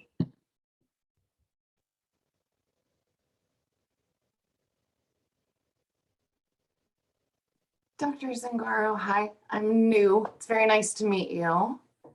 Thank you. Great presentation. So I wanted to sort of give an example of how illogical some patients can be. And it just really speaks to what you just said. It's really who's in their earpiece. So my background is in addiction. I worked in people in active addiction. And I cannot tell you how many times I was worked in a residential treatment facility. So people had just previously injected boot, which is regional to us, or heroin, whatever their drug of choice was. And I would ask them, are you vaccinated? And they would say, there's no way that I'm putting that in my body. And it's so absurd to me still that clearly they're putting these horrible, very dangerous substances in, but one vaccination is so scary to them. But I come from West Virginia and, we're not as vaccinated as I wish that we were as a state. People are very distrustful. And the fact that they didn't see anything absurd or ironic at all about the fact that they were injecting things that were giving them spinal infections and, MRSA and everything else, but a vaccine was terrifying to them. It just, again, speaks to where are they getting this information from, the news on Facebook. Our leadership of tomorrow, one of the things I think we can gain from what's happened is how much we now recognize the value of educators and historians. Walter Cronkite, who was a newscaster for CBS News many moons ago, and was identified as the most trusted American at that time, was the first newscaster to make $1 million a year. And he was asked, is that too much money to pay you for reporting the news? He said, well, if you compare me to a teacher, absolutely. If you compare me to a football player, not in the least. I mean, we're paying football players $47 million bucks, $47 million a year. Maybe we need to write to some of these people for our donation. It's a sinful amount of money that we're paying these sports people. And teachers who literally nowadays are putting their life on the line to educate our children. That's where the leadership comes from. I have worked in some special schools where, I've heard these are very difficult children. Just let them quit school. They don't want to be here. Fine, just leave. But we know two things. One, when there has been disruption in a country, the first thing that country does to get reorganized is open the schools. It creates structure for all the population. And the second thing is, we had more trouble in schools once we made education mandatory. That was the trade-off, because what we won from that is we now have more Americans with high school diplomas. That may not sound like a big deal to us, but it's a big deal nationally, and we didn't have that in the 1950s. So, most of life, I think, is successive approximations to greatness. We're not there yet, but we're getting there. Overall, the world's actually in a better place than it was 100 years ago in terms of disease, et cetera, et cetera. We still have horrible things happening, and we have people that are still very confused about making the right decision. Our job is to hang in there and provide them what we can, and not be fooled into thinking that every problem has a solution we can apply. I think every problem has a solution, but we may not be the ones to do it. Maybe their interaction with us creates a failure that sets them up for the next successful intervention. So maybe the individual who stormed out of my office, I failed them. I clearly was not aware of how sensitive an issue that was for them. But with any luck, maybe they got the vaccine, or maybe they're less aggressive with the next person they meet. I always tell people, we're all cogs in a wheel. All you have to do is be the best cog you can be. You don't have to worry about the wheel. Just be a good cog.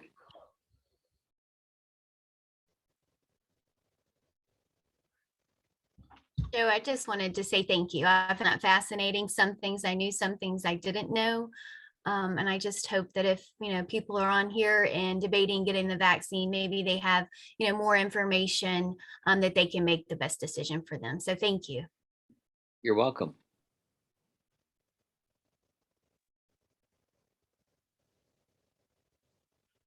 The other really bad thing, by the way, about video presentations is no lunch. I used to really look forward to the People's Place lunch when we had these. And, so I brought my own, but it's not quite the same. It's been very hard, and I think a lot of people on here would agree. I'm glad that we can see your face, but it would be much better to be in person with you and everyone else on the call. Any other final questions or thoughts? So Dr. Zingaro, I do have, I thought it was a wonderful presentation and leaving us with a lot to think about and reflect upon. So I really appreciate it.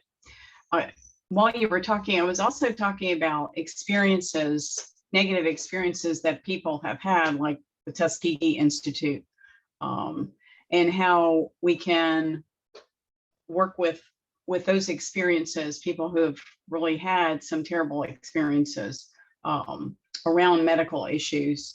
And I wondered what your comments might be on that. So my first comment is shame on us for being dishonest as scientists and medical professionals. I know what I consider to be an abnormally high of active duty military who do not want to get the vaccine.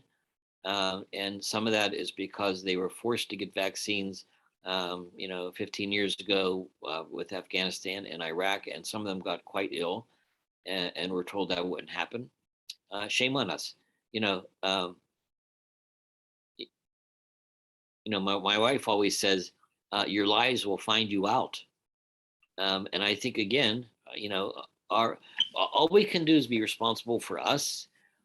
So that's why we need to speak the truth. So when clients are talking to me and challenging me about, the virus is 100%, I tell them about seatbelts because I can't deny it. Some of the, I will say the only one I really directly confront is I had a person tell me that the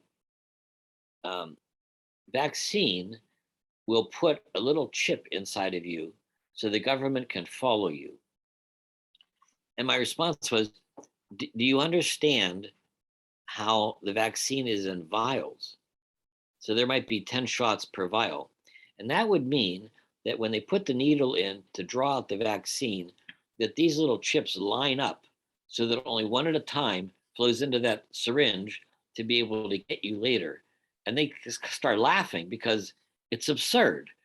And the other thing I said was, if you don't want that type of following, throw your phone away. We don't want to know how much is going on with our government.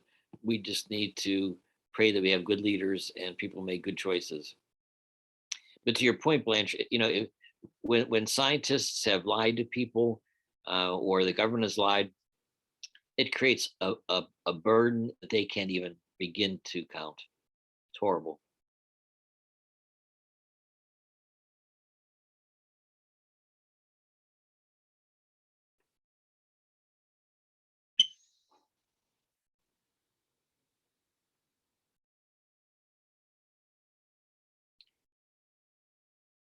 Any other questions or comments?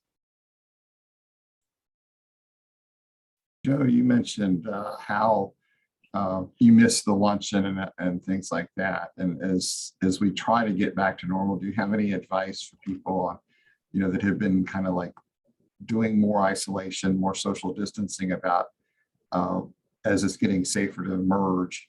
How do they do that? I've noticed with some of the kids that I work with that have severe depression, anxiety, now that they're back in school, they're happy to be there, but they're also finding it very overwhelming. Yeah, I think it's a process. I don't think there's a fast solution to any of this. I mean, a lot of times the challenge we have is, we know where we want people to go, and therefore we kind of try to push them there faster because we know it'll be in their best interest. As I've gotten older, I've come to respect process much more than I ever did as a young therapist.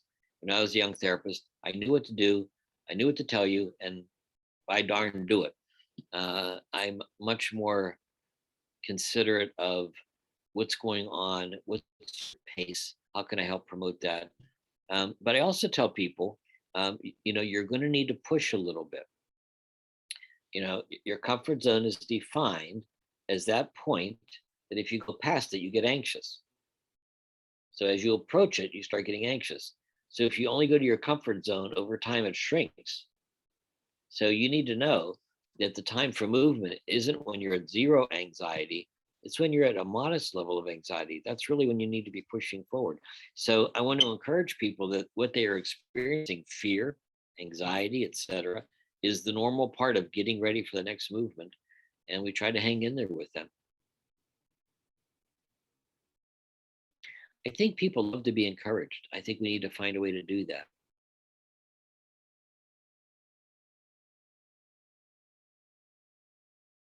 I've never asked them that question, but they asked me, have you gotten the vaccine? And I tell them the truth.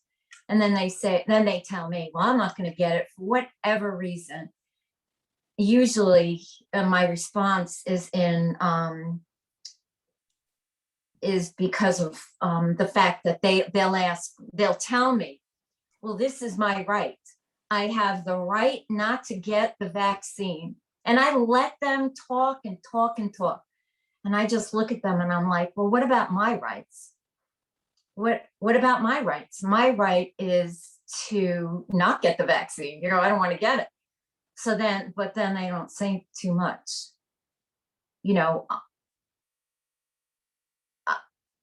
What happens, and this really pisses me off, what happens, like at BB right now, I think they have 2 beds left as of last week. I don't know what their thing is right now. Well, what happens if I'm in a car crash or I'm having a heart attack or whatever, and then I go to the hospital and then they say, oh no, we can't go to BB. We have to drive you up to Christiana. I'm just making this up because the beds are filled with COVID patients. And at this point of the game, you know what? Send the COVID patients up to Wilmington. These are just this is a choice now. They have chosen not to get it. And I feel like Kevorkian, they've chosen not to get it. So then deal with it. They're like, I'm not getting it for whatever reason. Then don't go to the freaking hospital. But that's another point. But I tell them, what about my rights? You're like, for not wearing a mask, you're not wearing a mask and you're standing next to me in line. What about us? It's hard to be emotionally neutral about a topic that could kill us. Yeah. And so, those of us who are therapists, every hour people are walking into our offices, and we know as professionals that maintaining emotional neutrality is actually the most effective way to work with people. But we're all human. A while back, my daughter worked in the emergency room at Bay Health in Dover. And she had to get tested several times because people would come in, they test positive for COVID, last year. I can tell you now, I would have been hard pressed to be forgiving of any individual that would have given her COVID. And God forbid she would have gotten sick or something. I don't know that I could have been very good about that. So fortunately, I wasn't challenged with that task. But to the extent that we can maintain emotional neutrality in talking to people, they will listen better. Individuals focus on what's called the salient cue in communication. If you're being emotional, that's what they focus on most, not the message. Here's an example. Without mentioning names, they have done some interviews of audience members after certain politicians gave speeches, and they can hardly remember the topics. What they remember is, boy, that person is mad, or I'm going to be on that person's side because they were so convinced. Oh, what were they convinced of? It doesn't really matter. Then they get all these sound bites because they didn't actually hear it. What they heard, they were overwhelmed by the emotionality of the presenter instead of the content of the presenter. So as therapists, it's a forever challenge to maintain emotional neutrality so our content becomes the primary thing people are able to hear. It's tough. I think because of what we do, we don't realize how hard this is. Oh, I've been doing this for so many years. Can't be that. Yeah, it is hard. It's hard every day. Girls group home, Turning Point. I mean, it's nice to get accolades. This is hard work. And it's hard to be neutral about things that you're totally invested in, mind and body. It's, we deserve medals.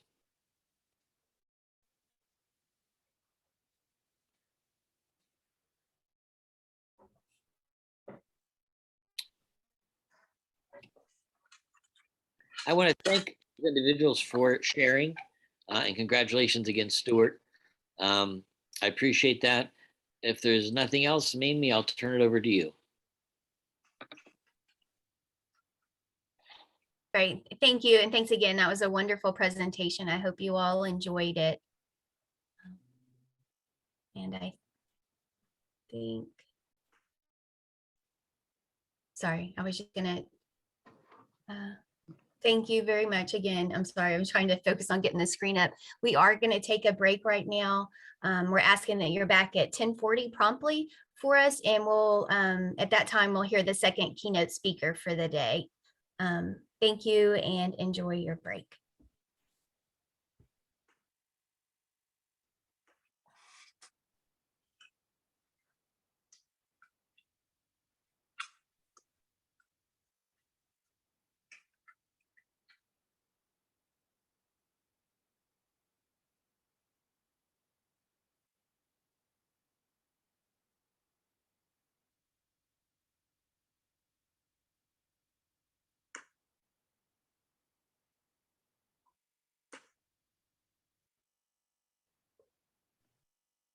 I'm trying to, hello?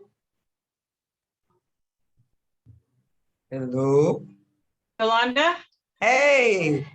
It's Blanche. Hello. Hey, Blanche. How are you? There may be people that are still on, so I'm just letting you know that. Okay, I Are was you? just trying to check the lighting, and then the people are cutting my yard, so they'll be gone by 10:40.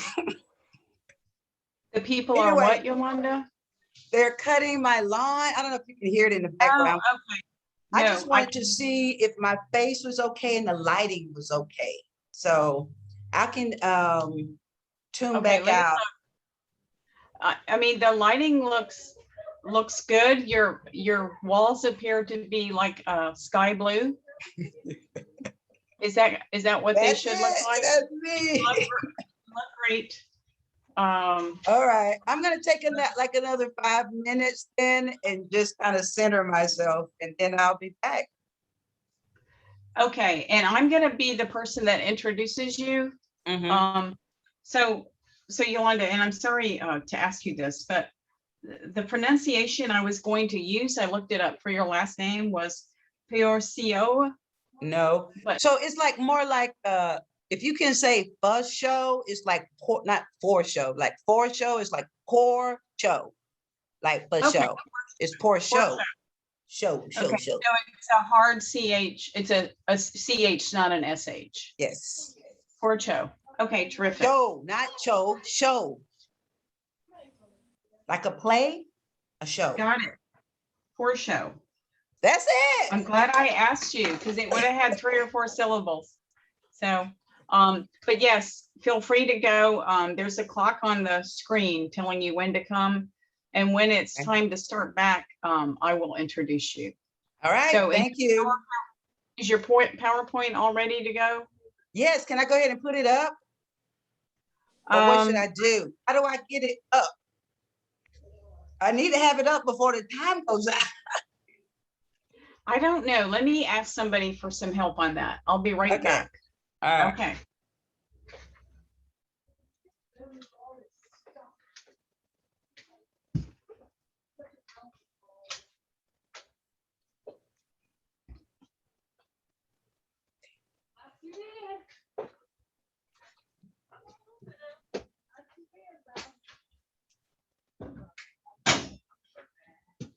Ashley,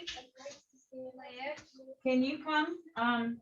Yolanda's got a question for me. Sure.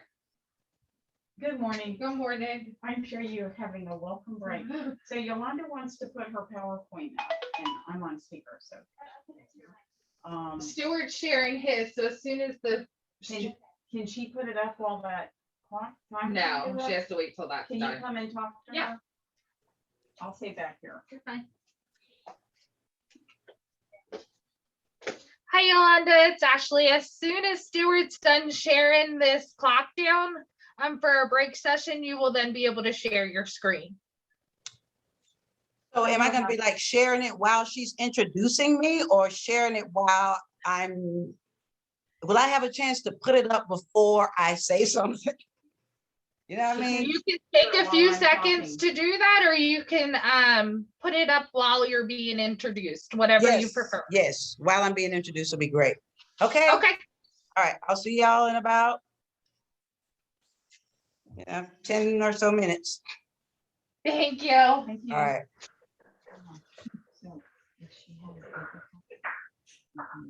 Yeah. Got ya. Talk about difficulty.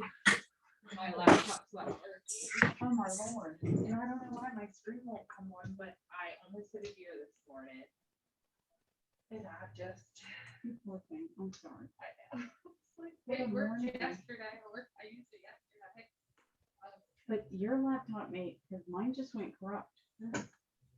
So what happens when you click on Outlook? Does I it can't flash? do anything. Not like my screen's blank. It looks like the keys are Oh like. my God, it's like died.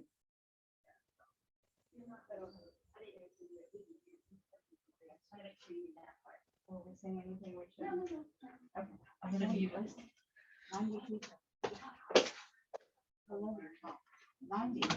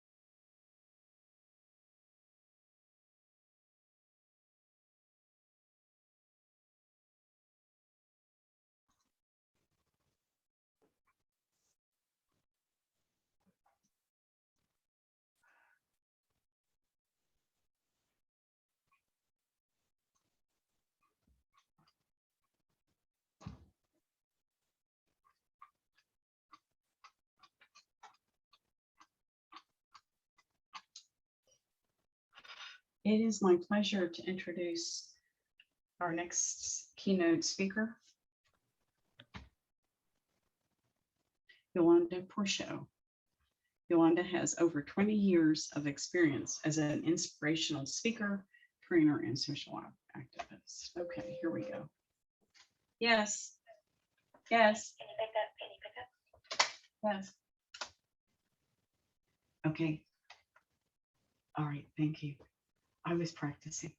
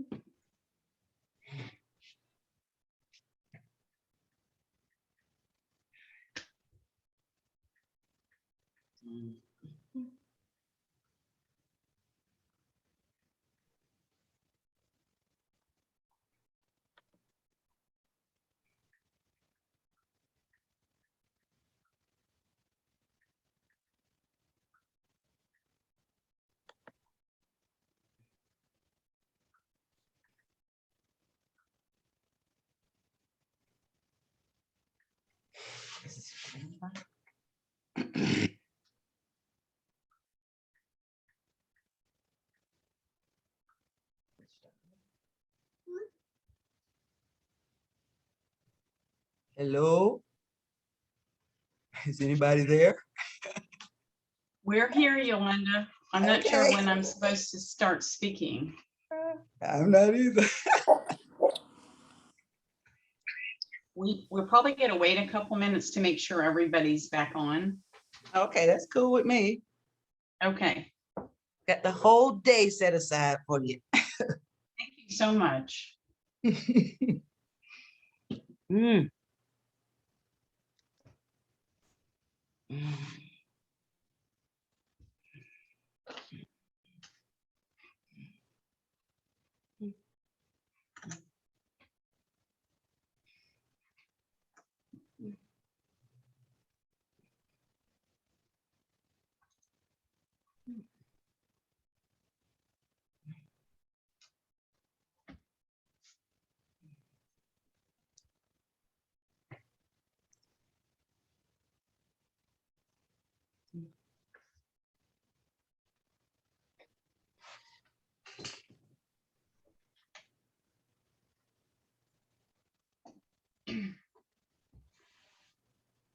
Mamie, are you there? Yes, I'm sorry, I was muted. Okay, so when it's time for me to do my introduction, please let me know. I Or- think we're okay. I asked for everybody to be back at 10:40 from the break. If you want to give another minute, that's okay. I'm just a very punctual, a punctual person. So Okay, so I'll start in 1 minute without a prompt. yes, please. Thank you. And good morning, Yolanda. It's nice to Good see morning. you. I'm excited about the presentation. Just as I'm getting nervous. Oh, it's going to be great. I've heard about you before, so they say you're wonderful. Oh, well, thank you. That helps.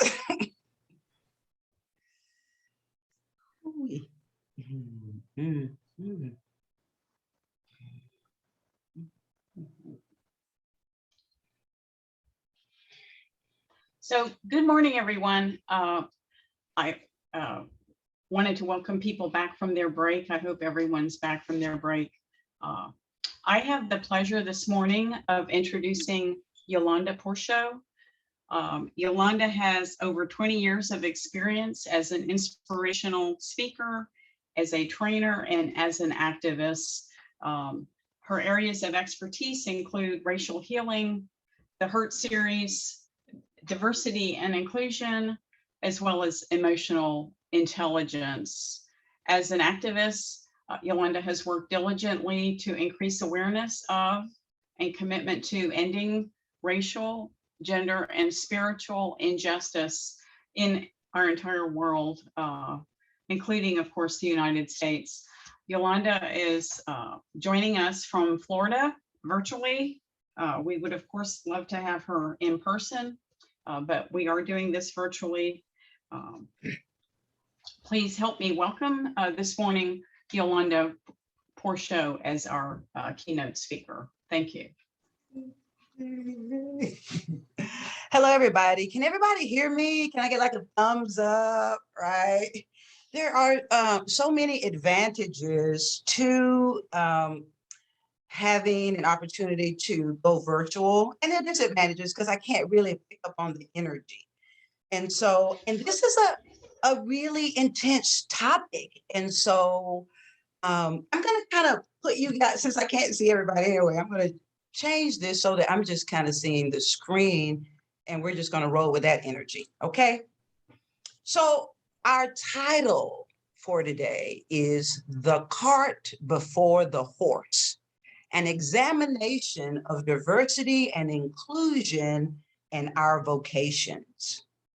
Before we get started, though, I'd like to get you, if you're willing, to let's do a kind of a quieting exercise, a grounding exercise.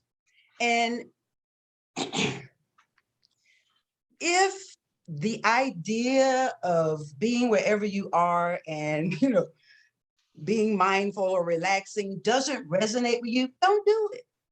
Right? We want to start right there.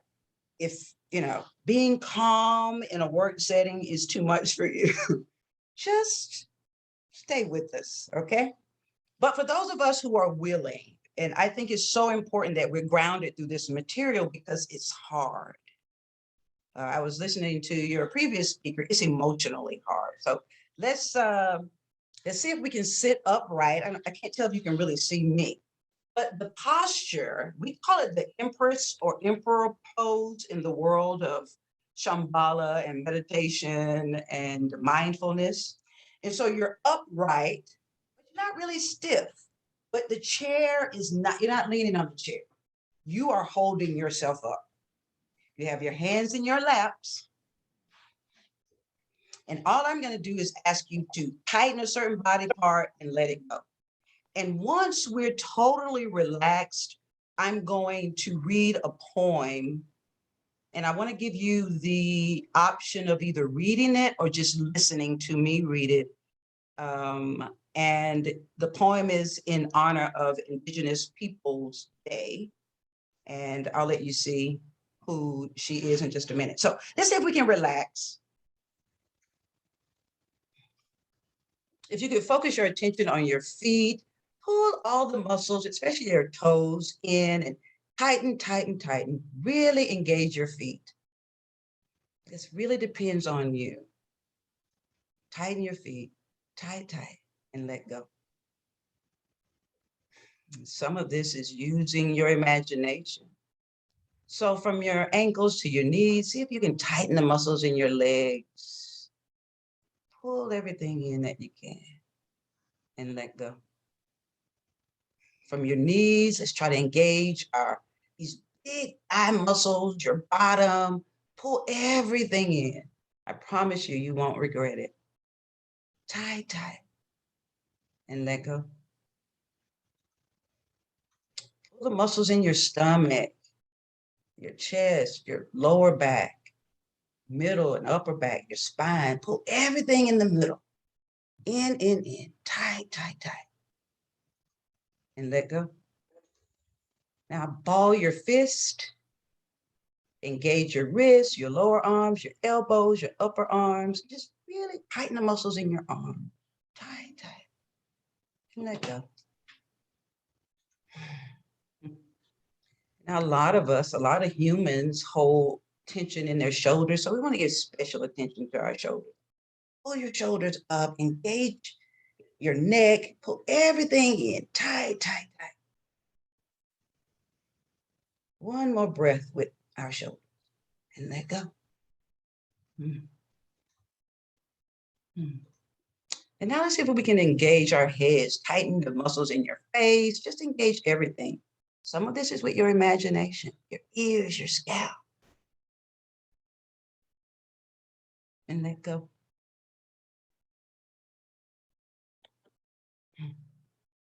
And so take a few deep breaths.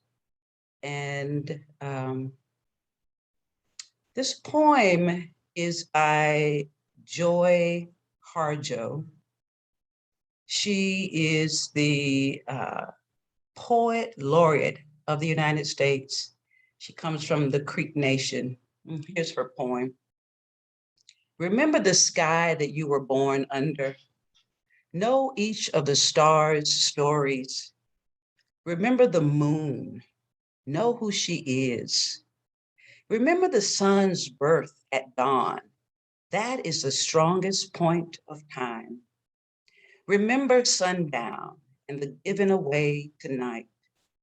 Remember your birth, how your mother struggled to give you form and breath.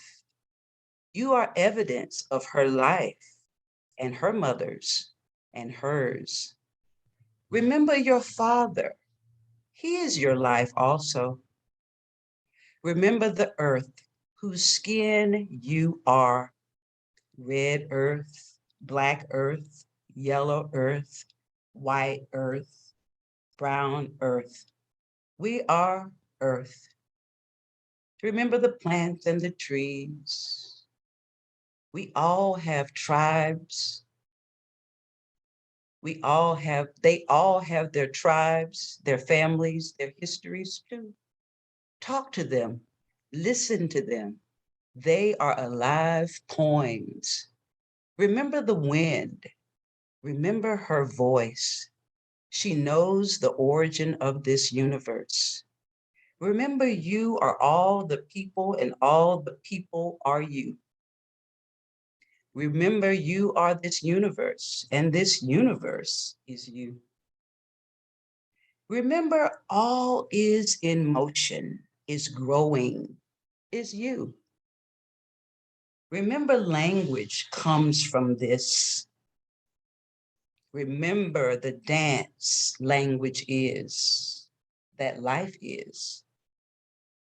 Remember.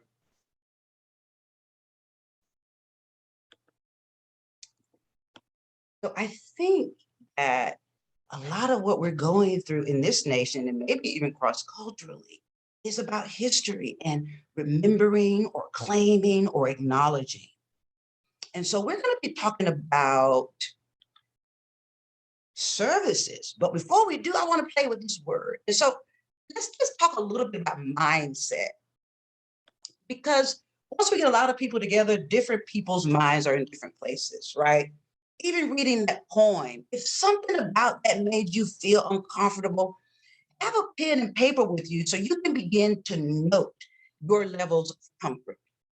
Because that is the kind of work that I am really advocating, that as we go throughout this speech, we have the advantage of having a visual. If something moves you, either way, be mindful of that. So a vocation is really like a job. It's like a job cubed. A person's employment or main occupation, especially regarded as particularly worthy and requiring great dedication. I think most of us who are involved in human services would say we see our work as a vocation. And so I want us to stay up in that place energetically. Like our work is almost like a calling. And when I say, oh my goodness, our work is like a calling, if that lands on you like, girl, whatever, then that's fine too. Be aware. I'm going to keep coming back to that because that really is the crux of what we're up to. So let's get in it. I'm going to take some water because we're going right into the heart of it. I want to say a couple of things about this idea of the cart before the horse. The first thing that I want to make sure we understand going forward is that the human is responsible for the cart, which we are calling her or his expertise and all the services that the organization has to offer. And she or he is also responsible for the horse, which we are calling the energy, the passion, the fire that moves the work. And so this is really interesting when we start talking about individuals firing compassion. In emotional intelligence, the core components of emotional intelligence, self-awareness, self-motivation, and self-management. We have to fire ourselves to stay on top of what it takes to be true servants to the people, right? And so as we do this exploration, I want you to keep in mind that we're really talking about diversity and inclusion. What do we mean by putting the cart before the horse in diversity and inclusion? And just sit with that for a minute, because here we are, let's say we're talking about me, I'm Yolanda. I need to have my own expertise, and I need to be able to provide the services that my organization is saying I need to provide. But I also need the motivation and the commitment, that kind of fire, right? But there's another thing looming. It is like the quintessential elephant in the room. And I'm going to phrase it as a question, but it's systemic racism. I want to argue that there is something synonymous about the status quo and systemic racism. It's really heavy. So I want you to sit with it for a minute. Let's just sit with that. Feel how your body feels hearing that. How's that land on you? Now, when you feel something in your body, you might want to, oh, she is making me mad. No, a lot of you are therapists. Whatever you're feeling, own it. What is that bringing up for you, if anything? Is there a neutrality around it? Or is it making you move? If it's moving you, it's something to be inventoried deeper. What is the status quo? And what does the status quo have to do with systems that are intertwined with racism? Stay with me if you can. So let's take a peek at the cart a little bit. So again, we talked about that. Services, the counseling, the trauma therapy, our policies, group home, shelters, right? All of these services across the United States and probably cross-culturally, we have been offering to humans, especially humans in certain neighborhoods, in certain races, for decades. The same kind of services. It's wonderful. It is wonderful. What I'm asking us to do, though, is to explore the services that we're offering. And I also want us to look at what are some of the things that people are saying. All right? What are some of the, so since I am in my 55th year on this planet, about 30 of them have been dedicated to working with the people who suffer the most. Right? Most of us have done that. But even today, we hear them say, I don't really think nobody care about us. When they're talking about systemically, they're not cared for. Systemically, I just hope my kids make it out. We live in a war zone. Have you ever heard your client say, man, it's like a war zone where I live. My kids can't even walk to the store. And you may be asking yourself, well, what does that have to do with white supremacy? Feel that. The most important thing that you can have as a human being is your body. If your heart is boom, boom, boom, boom, boom, boom, boom, boom, that is such good news. Neutrality would be the problem. There should be a reaction because we deeply want to have the greatest impact on those we serve. And one of my favorites And I hear it over and over and over again. And it's in some ways literal. The services that we provide are like putting bandages over gunshot wounds. And so you might be thinking, wait, Yolanda, we do the best. Of course we're doing what we're doing. And it's not horrible, but we can't let the good be the enemy of the better. And we want to argue that a lot of what is holding us back is our unwillingness to really look at that elephant in the room. So here we are. There's a sense of bewilderment. I love this. I love this picture because the horse looked as bewildered as the person. Do y'all see that? I know. I'm like, give me a thumbs up. Are y'all right? Look at this. The horse is like, hey, where are we going? You in my way. Nobody knows, right? And a lot of that bewilderment is like we are clinging to the status quo, clinging to, well, it's just, it's always been like that, and we just do the best we can, and we just, right? This is not an accusation as much as it is an exploration. And the biggest thing that I want you to be open to, because of the history of America, is if and how does our attachment to white supremacy adversely affect the people that we're trying to heal? And can we play a role in diminishing white supremacy so that they can have full liberation and full life and full equity? It's hard, isn't it? Let's keep going. Anybody want to say something? If you just feel so like, hey, I want to hear from you. You can chat it out, but I'm gonna move forward. Give me a thumbs up if you're willing to move forward. I ain't gonna move by myself. Y'all ready? All right. I saw at least 2 thumbs up. That's all I need. So what I want to do, and this is covering up some of what, let me see if I can move this thing without losing everything. There we go. So what I want to do, I kind of want to go back to this previous thing. I want to say a couple of things about this bewilderment. I like that word, by the way. Perplexed, confused, very puzzled. And some of you are saying, man, I'm not confused. I know. But some of us are, we sit back and we go, man, we put so much work and effort. What in the world is going on? And I got to tell you something, because some of you are going to be in the training that I'm going to do later. One of the things that came up for me as a Black woman, and I'm sure that other women of color share this, but as a Black woman, I'm going to speak directly to that, an African-American woman.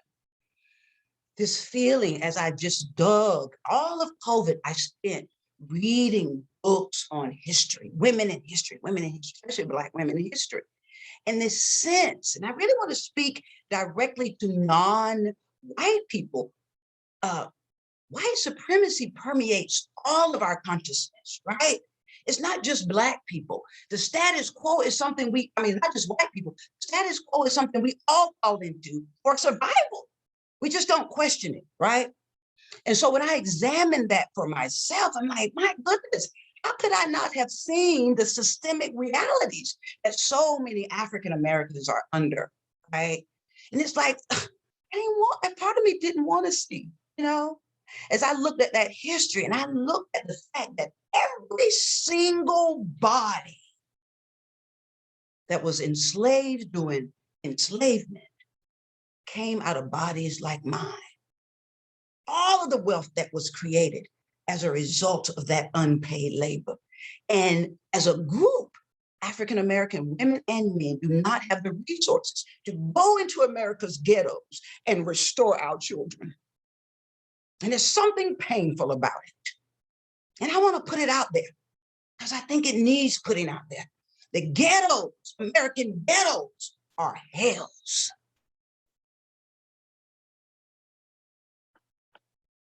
So let's look at this.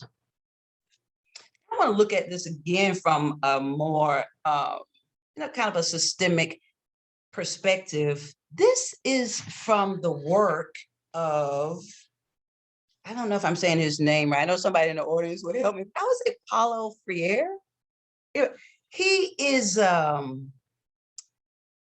he's deceased, but he was a Chilean exile and is responsible for kind of an iconic book called The Pedagogy of the Oppressed. And so if you could get back in your relaxed state and just see how these couple of paragraphs land on you. We're still doing an exploration of race, but particularly African Americans, but all race. That's, you know, this casting of race with one cast at the top and the others kind of at the bottom. We're kind of looking at that. It manifests cross-culturally. So there becomes almost a philosophy or a science of oppression.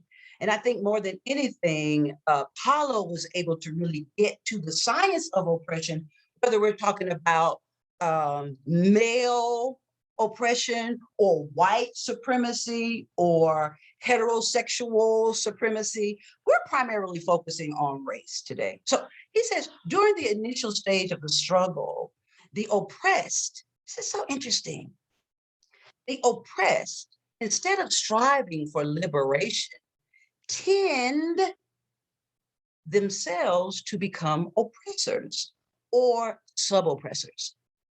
The very structure of their thought has been conditioned by the contradictions of the concrete existential situation by which they were shaped.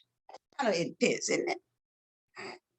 He's basically saying, I hate to point you out, but I have this opportunity. Let me take my jacket off. And I just want to get real from my perspective, real, right? And so what he's basically saying is that in our attempt to come out of oppression, we can become part of systems that are oppressed. And we don't examine them. We could maybe, or we do examine them and it's just too hard. And so we just go back in. And so there are a number of relationships that we could be looking at, but one of them, I think, because white women really, at your demographic, for those of you who are white women in the audience, you're the largest demographic in the United States of America. But a lot of human services leadership are led by white women, but white women share something that people of color share, which is an oppressed status compared to especially white men, right? So keep that in mind. Right?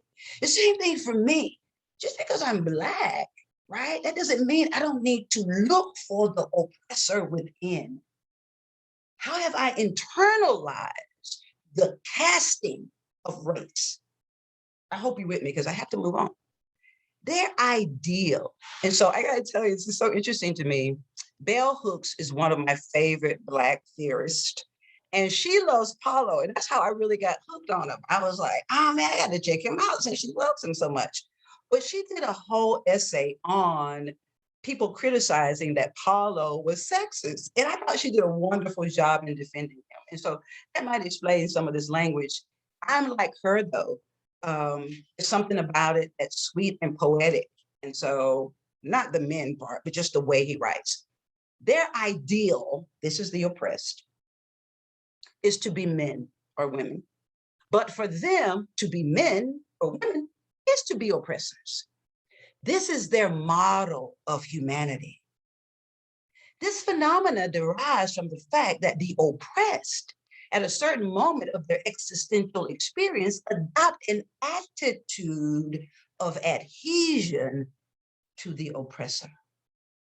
If you're the type person who likes to contemplate and really sit with something, you know, I know that they are going to have this is taped, but if this really touches you, you should take a picture of this and sit with each of these paragraphs because I've done it. It's quite meaningful.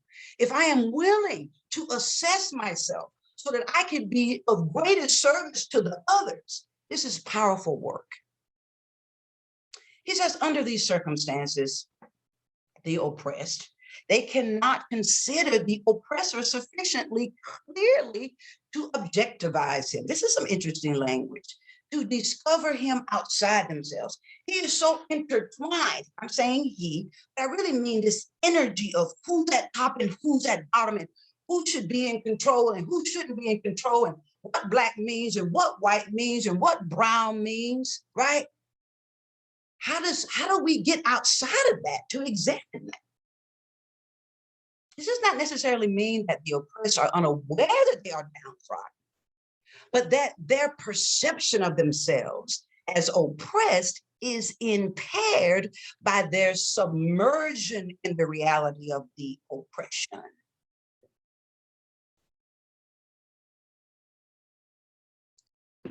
This does not mean necessarily that the oppressed are unaware that they are downtrodden.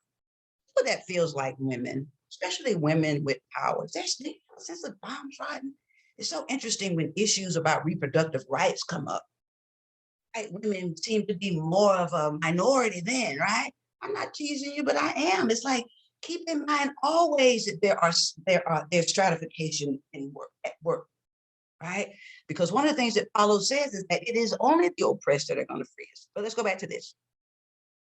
But that their perception of themselves as oppressed is impaired by, what is this? I've lost my, by their submersion in the reality of the oppression. At this level, their perception of themselves as opposites of the oppressor does not yet signify engagement in a struggle to overcome the contradictions. It's not deep enough yet. A lot of times, we as sub-oppressors, the one pole aspires not, man, if I had like a gigantic yellow highlighter, highlight. The one pole aspires not to liberation, but to identification with its opposite pole. Right? I want to be you. I want the position. I want to tell folks what to do. I want the power. This is not an accusation. This is an exploration for all of us. We come from centuries.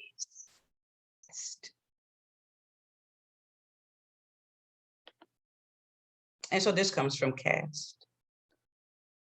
Uh-oh, I went ahead. Let's go back. Sorry, y'all. It's crazy over here. I'm trying to move this thing out of the way so I can see all of my words. All right, I got it. This comes from Cast. It's written by Isabel Wickerson. If you don't have Cast, both of these books I highly recommend, right? As a means of assigning value, Cast used as a means of assigning value to entire swaths of humankind, Cast guides each of us often beyond the reaches of our awareness. This is interesting, huh? Slow down with that. Cast guides each of us often beyond the reaches of our awareness. Right? So when we looked at the cart before the horse, we lightened up this kind of status quo and the possibility of the synonymousness, if that's a word, of the status quo and white supremacy. The status quo is business as usual.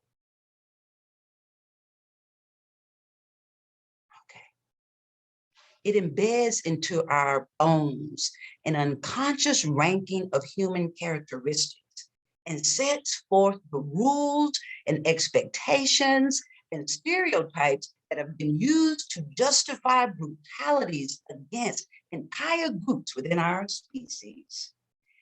In the American caste system, the signal of rank is what we call race, the division of humans on the basis of their appearance. In America, race is the primary tool, the visible decoy, the front man or caste. That's really important and really rich. I gotta stop and tell you a story. I don't know if you can see the book, but I want to read from Cast. So I'm going to give you kind of the front line. Let me see if I can see some of you. Let me see what kind of faces I'm dealing with now. But you know what? I probably will never see a real human in these things again. But I'm going to read from Cast. Well, here's the pre-story, right? Martin Luther King and his wife spent 30 days in India. Are y'all with me? Thumbs up. I ain't gonna say another word. I see at least 2 thumbs up. Okay, good. Thank you.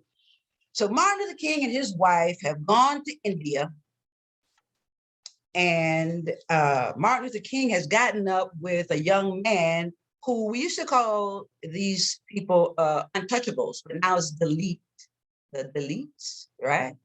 And so he went to this big conference, and this young man, a delete, who was also an activist, introduced Martin Luther King like this. I'm reading from the book, right? This is how he introduced Martin Luther King. He said, young people, I would like to present to you a fellow untouchable from the United States of America, right? And then it said Martin Luther King was very angry to be called an untouchable. He was very upset about that. He was like, look, I'm here in a totally, I'm in another country. I met with the prime minister, me and Gandhi are like homeboys. I'm not an untouchable, right? And so he sat on it. Talking about the Martin Luther King. They say he sat on it. And this is his response. For a moment, these are the words of Martin Luther King. For a moment, he wrote, I was a bit shocked and peeved that I would be referred to as an untouchable. Then he began to think about the reality of the lives of people he was fighting for. 20 million people co-signed to the lowest rank in America for centuries, still smothering in an airtight cage of poverty, quarantined in isolated ghettos, exiled in their own country. And he said to himself, yes, I am an untouchable, and every Negro in the United States of America is an untouchable. Martin Luther King. Now, Martin Luther King was saying that in the 60s, but isn't that interesting? It's very, very interesting. I hope that will encourage you to get cast. One of the problems that we have, and I wanted to wait to the end to talk about this, but a lot of time we have people who are serving the most vulnerable people, and they've had no relationship, not even access to Black theorists or brown theorists. Then how then are we prepared to work with people from various walks of life? It's an enormous challenge.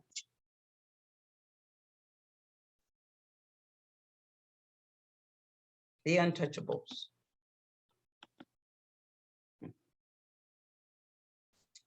And so what we are interested in exploring, and we have been exploring it, and I don't, it's almost like when you're an activist, we struggle so much with like, I want to be liked, but look, I get to shop organic, right? I want to be liked, but I have to tell the truth as it's being revealed to me. And keeping my eye out, what would you say if you weren't afraid that would best serve those who need it most? And then I must, with my own conviction, go forward. But it's not without fear, it's with great conviction. Everybody wants to be liked, but there are things that are more important. So this unexamined white supremacy, let's just look at it. White supremacy is the belief that white people are superior to those of other races and thus should dominate them.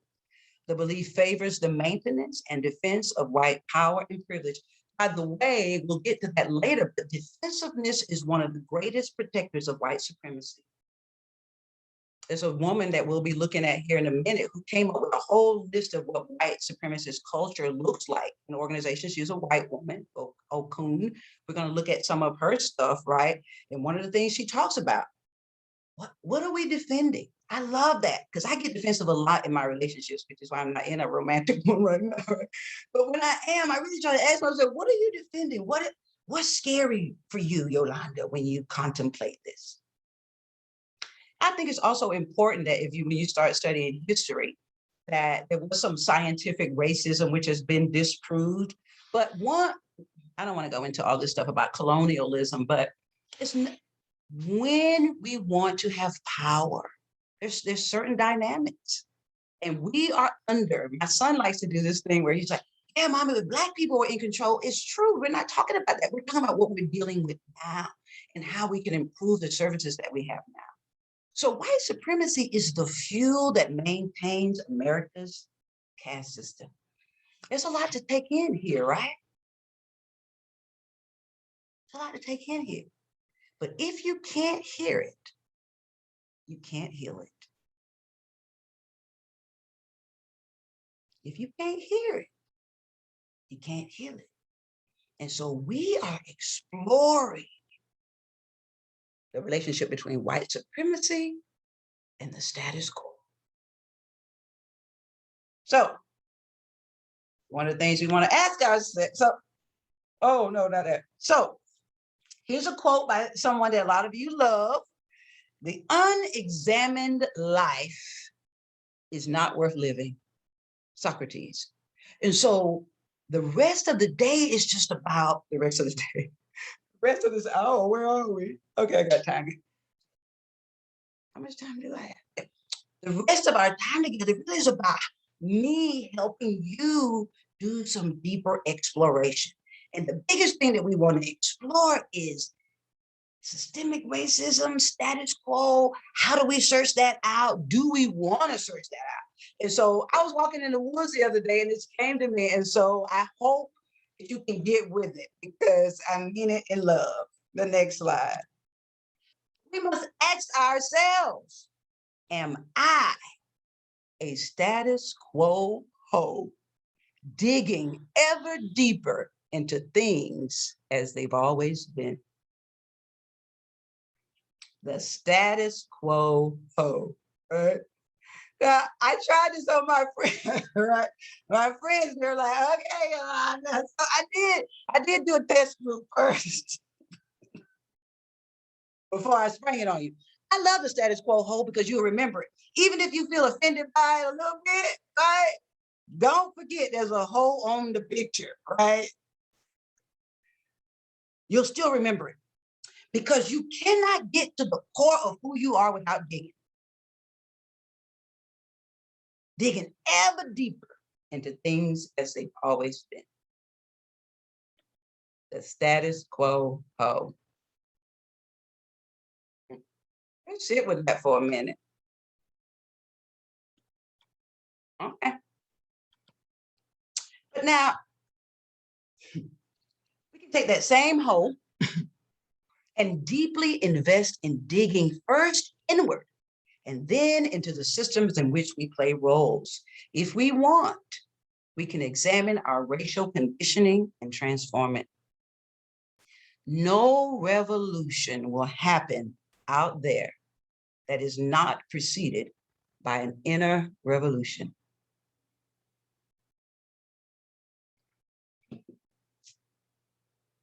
We're talking about revolutionary change because they're needed. Because they're needed. And perhaps in some states more than others. And so let's talk about horse. I want to check in before we do horse and see if everybody is with me. Let's do a check-in. Do a thumbs up or something. How are we doing? How are we doing? Is everybody still here? Got 2 thumbs up. All right. I guess we got to go forward. Well, I was gonna go forward anyway. All right. So here's the thing about horse. We already talked about it a little bit, but it's not just horse. Horse. When we look deeply into horse, we're really talking about this kind of tameable wildness. I also like wolf. And if you look at this image closer, you see the butterfly, transformative. You see the owl, the wisdom. And so the cart, a lot of what we have in our cart comes from a certain way of knowing. And it's so wonderful that we as human beings have extraordinary intellect. And a lot of our services come from dedicated analysis and research, right? And so we have that cart. We have what we like to call quantitative stuff. But there are other ways of knowing. And we've always known that there are other ways of knowing. So you see this woman, she's in this posture maybe it's not meditation. Maybe it's just the silence that comes. But there are other ways of knowing, and we want to really explore how we can use those to enrich ourselves, especially to explore white supremacy within ourselves. But before we do that, I want to share a story with you. I haven't told this story in a long time, so I hope I get it right. The story comes from an old female classic called Women Who Run with the Wolves. It's written by Clarissa Pinkola SD. The story is called Le Loba, which means wolf woman. I've revised it, so I'm Auntie Yogi, so I call it Yogi's Le Loba. I just want to make sure I give her credit. Once upon a time, there was a hag, and she had rotten teeth, her hair was matted, her clothes were tattered and torn, and she carried with her a big sack, and she just kind of roamed through the woods, picking up useless things and putting them in her sack. Useless things like old rocks or algae off of rocks or just smashed pine cones. Useless things. But the thing she liked to collect the most was the bones of wolves. And so as she roamed through the forest, picking up many things, but the bones of wolves, she soon had all the bones necessary to create a wolf skeleton. So she sat and she cried and she dug and she wrote and she prayed and she looked up and flesh had come on the bones of the wolf. I'm sorry, I missed the part. So, I'm so sorry if y'all following this. So at some point, she has all the bones necessary to create the skeleton of the wolf. Let's pause because I really need this story to go smoothly. So the hag's in the forest, she has a bag, she's collecting bones. She soon has all the bones necessary to create the wolf skeleton. Then she came upon a clearance and began to connect the bones. Foot bone connected to the ankle bone connected to the leg bone connected to the knee bone, until before her very eyes stood the skeleton of a wolf. Then she sat and she cried and she prayed and she moaned and she screamed and she looked up and flesh had come on the bones of the wolf. So she sat. And she cried and she prayed and she wrote and she sang and she danced. And she looked up and fur had come on the flesh of the wolf. So she sat. And she prayed and looked up and the wolf had begun to breathe. And as that woman's spirit became one with that of the wolf, she ran out to the other side of the forest, a woman, alive, raw, courageous, creative, a woman who runs with the wolves.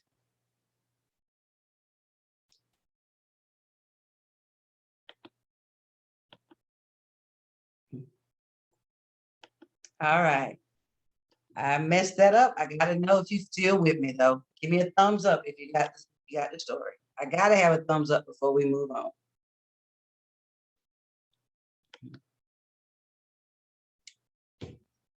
A woman who runs with the wolves. I only have 2 thumbs up. Are there only 2 people here? Come on, come on. All right.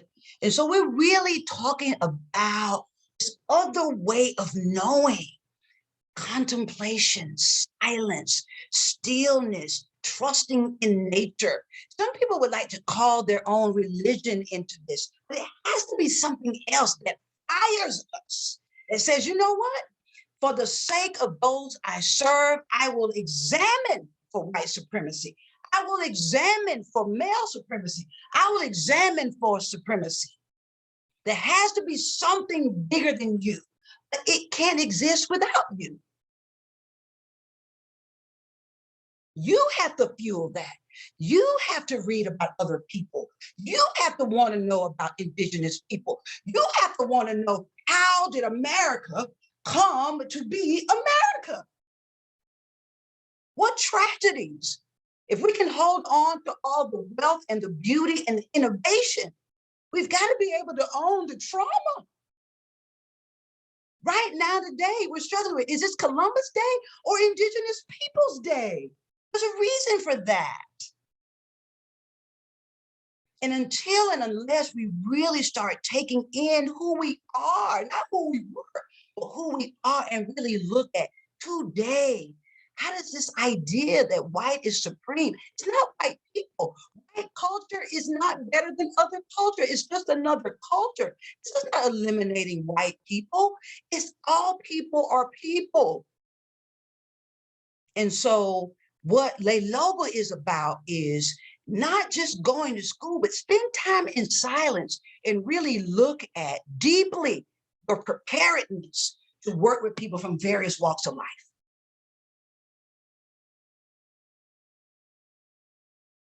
And regardless of your race, you need to do that racial examination.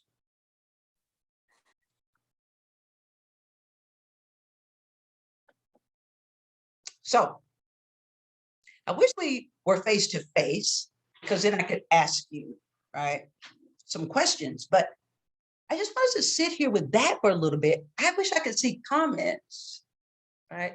I want to sit with Le Lobo for a little bit, because part of what we're asking people to do, on top of all of the work that you're doing, is to learn about people from various cultures deeply, and to hang out with people that aren't like you, and to begin to explore, okay, this is my work.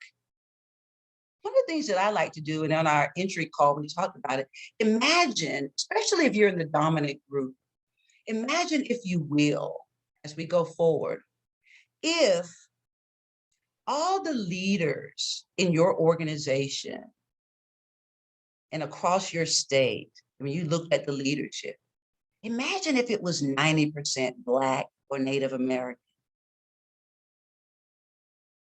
And that those leaders got to make decisions about people from all walks of life and never sit down and have supper with them.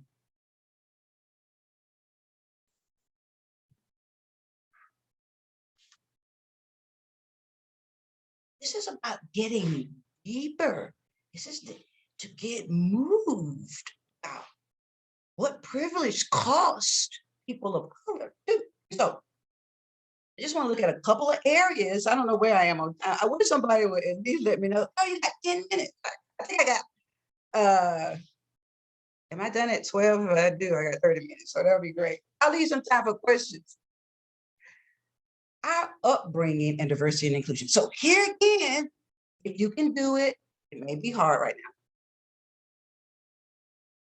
I'm sorry, you guys, I'm so parched. Believe it or not, talking about white supremacy is scary for me. You know, it's like, I don't want to make people mad, but I just feel like what happens to me when I go in is I feel like the universe is like always saying, what is your truth right now? And dare to live it. So I have to live what I'm asking other people to live. This stuff is scary. But we want to be the best service. This is vocation. This is not working at Walmart. Not that anything's wrong with working at Walmart or managing Walmart, but these are lives. So here's some questions. And if I were you, I would just write these questions down, or you can take a picture of the screen once they're all up. So just answer these questions to yourself as we go along, but see if you can get, you see that in the background, there's a woman in a relaxed state, a person, I don't like the word woman too much, a person in a relaxed state. So if you can get relaxed and just let these questions just course through you and let them, you know, let the responses just come up to your consciousness. Were you in relationships with people outside of your race, your racial group, K through 12? Were you in relationships? What kind of relationships were they?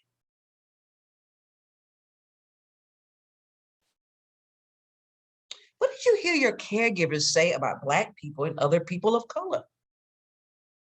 Simple analysis. What did you hear your caregivers say about white people? Over and over again, we hear people. I follow an Indian teacher, Sri Ramana, and I love it. He says, self-inquiry is the royal path. These are some of the ways to begin to look at caste and superiority. What do you and your friends think about shopping from Black-owned businesses? What about other people of color? Think about this. Another thing that you can be aware of just with each question, see if anything is registering in your body. Ow. Ugh. Do you believe that white culture, if you can wrap your mind around white, do you believe that white culture is superior? Really think about this. What is white culture? And is it superior? What was the race of your teachers? It's really kind of a leadership question. Have you had leaders from various walks of life? Kind of, you know. Did your high school offer Black history courses or courses about other races of people? Did you take it? Did you take those courses? Did you take them in college? How do you comport around people not in your racial group? He's like, do you feel like you get guarded? Or do you hold yourself like, maybe you're going through this right now, like, who is this Black girl with dreadlocks to tell me anything about anything, right? How do you comport? How do you, of course, I know more than her. Is there a racial element to your comportment? We ask these same questions about gender too. All of this applies. It's very interesting. So often, the way we're trained is to look out there at what other people are doing. I think Socrates said that the unexamined life is not worth living. This is where the juice is. Who am I? And so when you do your homework, if you decide to do homework, and you start exploring questions like this, right? Just be mindful, like sit with that. Oh, what does that have to do with me? Another thing that I like to do is to take different dimensions of diversity for walks. And so I would offer that too as a homework. I'm going to walk for 4 miles and I'm just going to contemplate my life and race. Why would you go for a walk? There's something energetically different about the woods. Remember Layloba. And we talk about coming, she came upon a clearance. It really is a mind clearance. But the woods can help you. The ocean can help you. Nature is here to help you get grounded and learn about who you are so you can be the best servant ever. Do you listen to people not in your racial group differently? I am drinking so much, I'm harsh. I think it's partly like, well, it's just on kids.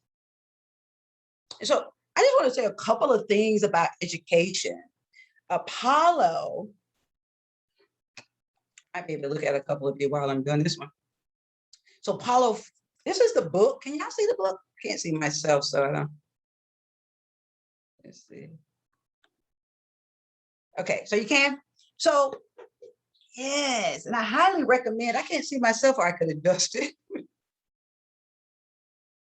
I'm not one of those people who say, I'm technologically useless, but I could be better. So here's the book, The Pedagogy of the Oppressed. All right. And so he loves to talk about the banking system of education, which I love. It's so incredible. And one of the things that he talks about is that the way we're educated is that we get all this information. We just get all this information in our head, and then we get tested and you take a withdrawal, which is a little, we need that. We need that kind of knowing. But again, it goes back to quantitative versus qualitative. You understand that language, right? And so part of what he's saying is that we have to move away from that. One of the things that Paulo says, that kind of education is an oppression in and of itself. That it is designed to support the status quo. In other words, a caste system. And so what we can begin to do is to explore that. See if that's true. So now we're not just talking about K through 12, all the education that you've had, start thinking about it. How was race dealt with? Right now, can you name a Black or Hispanic or white? I mean, all of us can usually name a white, but a theorist on the issue of race and diversity that you can talk about fluently. And then ask yourself, if you don't, why? But more importantly, when? It's not an accusation, I don't think. More like an exploration. And then if you don't, who benefits or suffers because of it?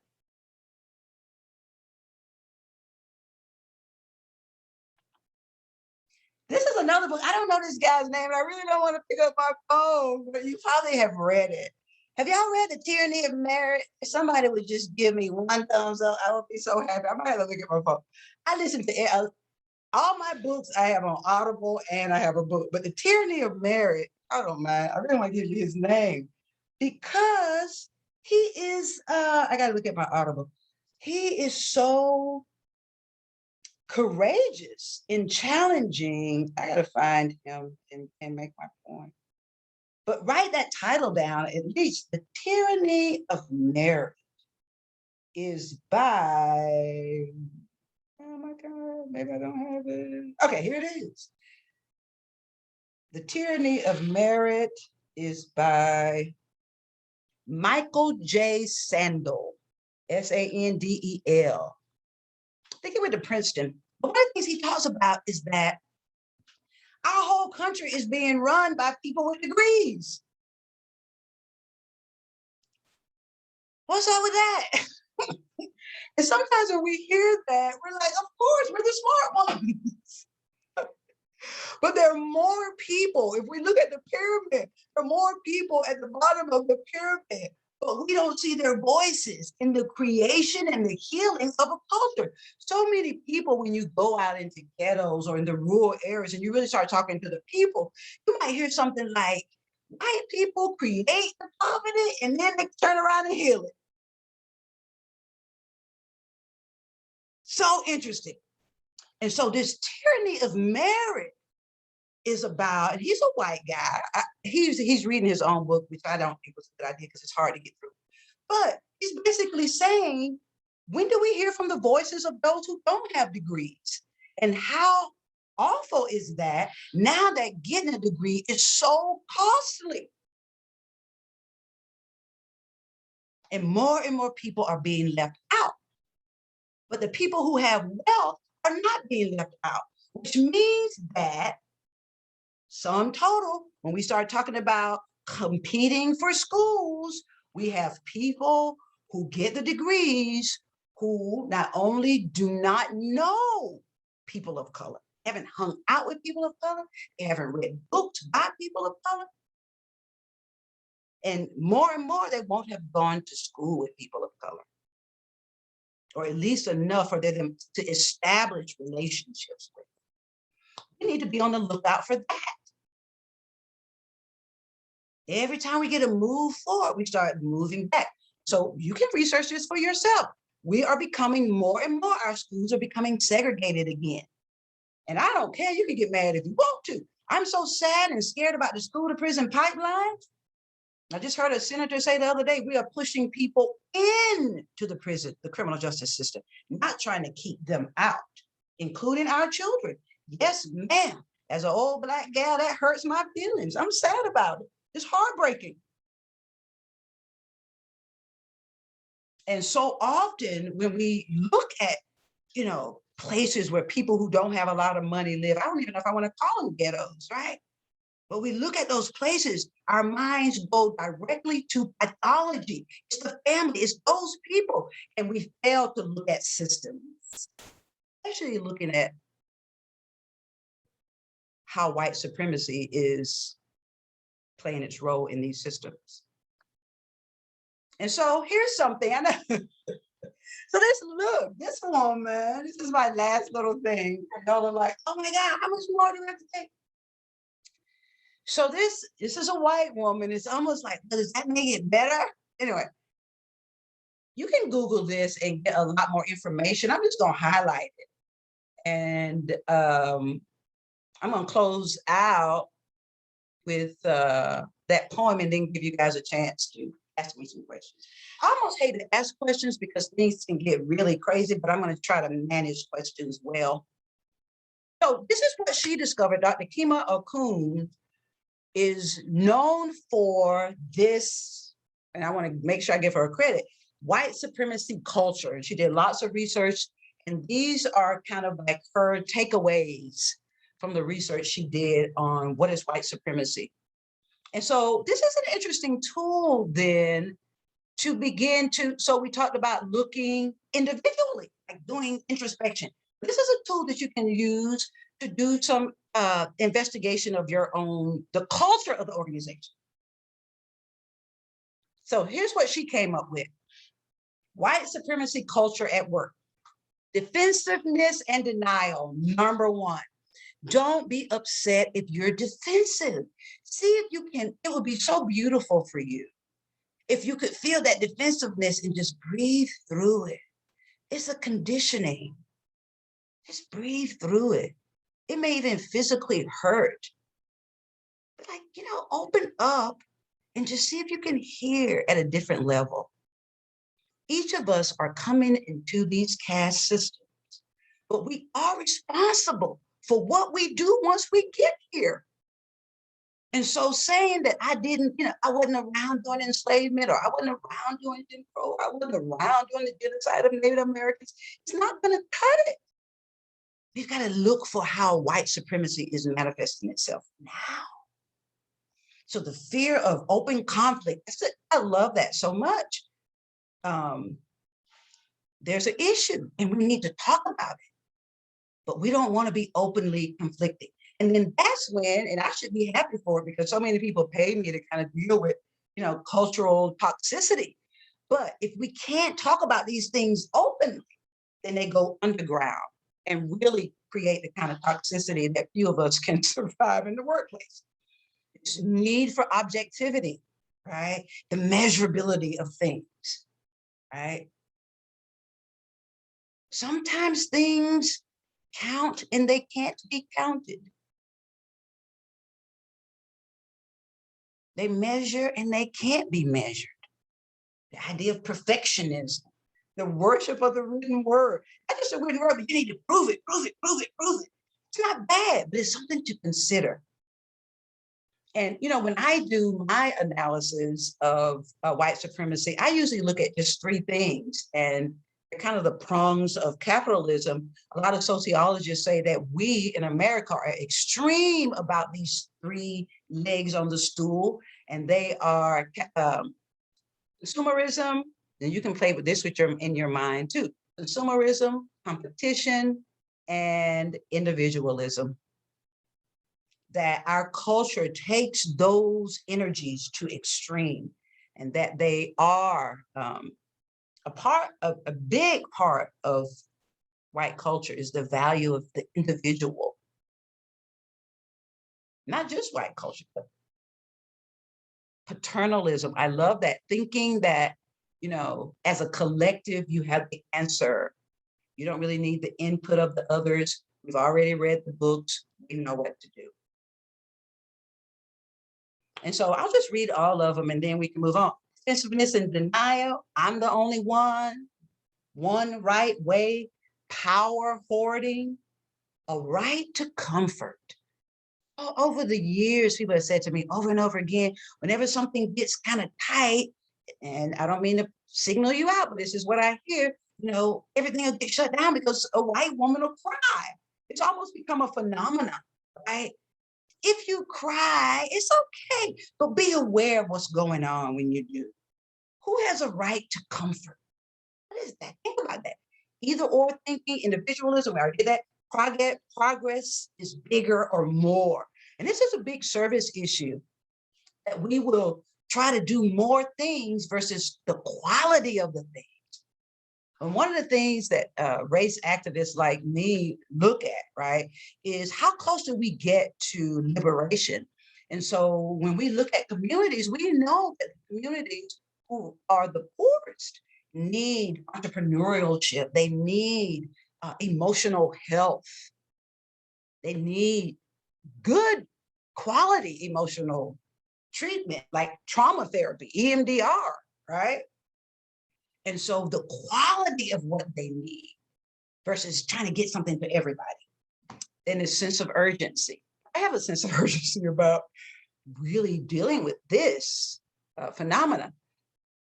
Fear of open conflict, objectivity, perfectionism, quantity over quality, and the worship of the written word.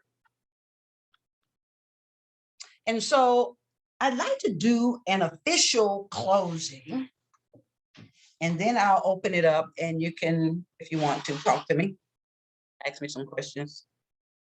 If you don't mind, if we could get back in our relaxation posture. And I want to close out with the poem we started with. And just recognition of the lives of the indigenous people here and gone.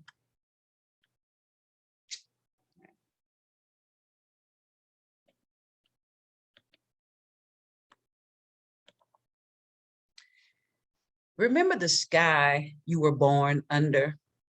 Know each of the stars' stories. Remember the moon, who she is. Remember the sun's birth at dawn. That is the strongest point of time. Remember sundown and the giving away tonight. Remember your birth, how your mother struggled to give you form and breath. You are evidence of her life and her mother's and hers. Remember your father. He is your life also. Remember the earth whose skin you are. Red earth, black earth, yellow earth, white earth, brown earth. We are earth. Remember the plants, trees, animal life, who all have their tribes, their families, their histories too. Talk to them. Listen to them. They are alive poems. Remember the wind. Remember her voice. She knows the origin of this universe. Remember, you are all people and all people are you. Remember, you are this universe and this universe is you. Remember, all is in motion, is growing, is you. Remember, language comes from this. Remember the dance language is, that life is. Remember. Thank you so much. I'm trying to start. All right. Hello. Yeah, Thank you, Ms. Yolanda, for that really wonderful and motivational presentation. We really appreciate your time and you being here with us in this conference. And now I would like to announce you that it's time to fill our bellies. Our lunch is gonna go from yes, I know that's the beauty of this conference, one of the beauties. So we're gonna go to lunch from 12 to 1. Once we come back, we're gonna go to you're gonna see the breakout rooms. So you're gonna click on the one that you choose, and then you're not gonna be able to move to another workshop. You're gonna stay in the one that you sign up for. And I guess that we'll see you at 1. And thank you, Ms. Yolanda. Thank you. Thank y'all. Should I be going? I want to say, are y'all okay? Thank you so much, Yolanda. It was awesome. Appreciated it. Oh, thank you. Thank you. I appreciate you saying that. I This agree, was a Yolanda, that was great very nice. Oh, sorry. Go ahead, Stephanie. Oh, I was gonna say this is the second time I heard you speak, and it was great, just as great as the first time. Oh, thank you. Thank you for that. It makes me feel ready to do hurt. I was wanted like to a say that- little 20-minute nap. What's that? I wanted to say that didn't feel threatening at all to me. I felt really motivated and moved, and I appreciated it. Thank you. Thanks for saying that. I appreciate it too. I just have that habit of kind of hanging around till people leave. That's how it usually is, and this worked for me. But once everybody is gone, I will leave. And so can I come in and out on the same? I'm kind of scared to come out. Maybe I'll just leave it up instead of cutting it down. Maybe I can look at people. I think you can come in and out, right, Stuart or Ashley? I've already made my decision. I'm just going to turn everything off and leave it like it is. Okay. It's too scary. If you do get disconnected, you can log back in. I know. You know, when you're on this end, you don't want to take any chances. I understand. I keep mine up and running all the time.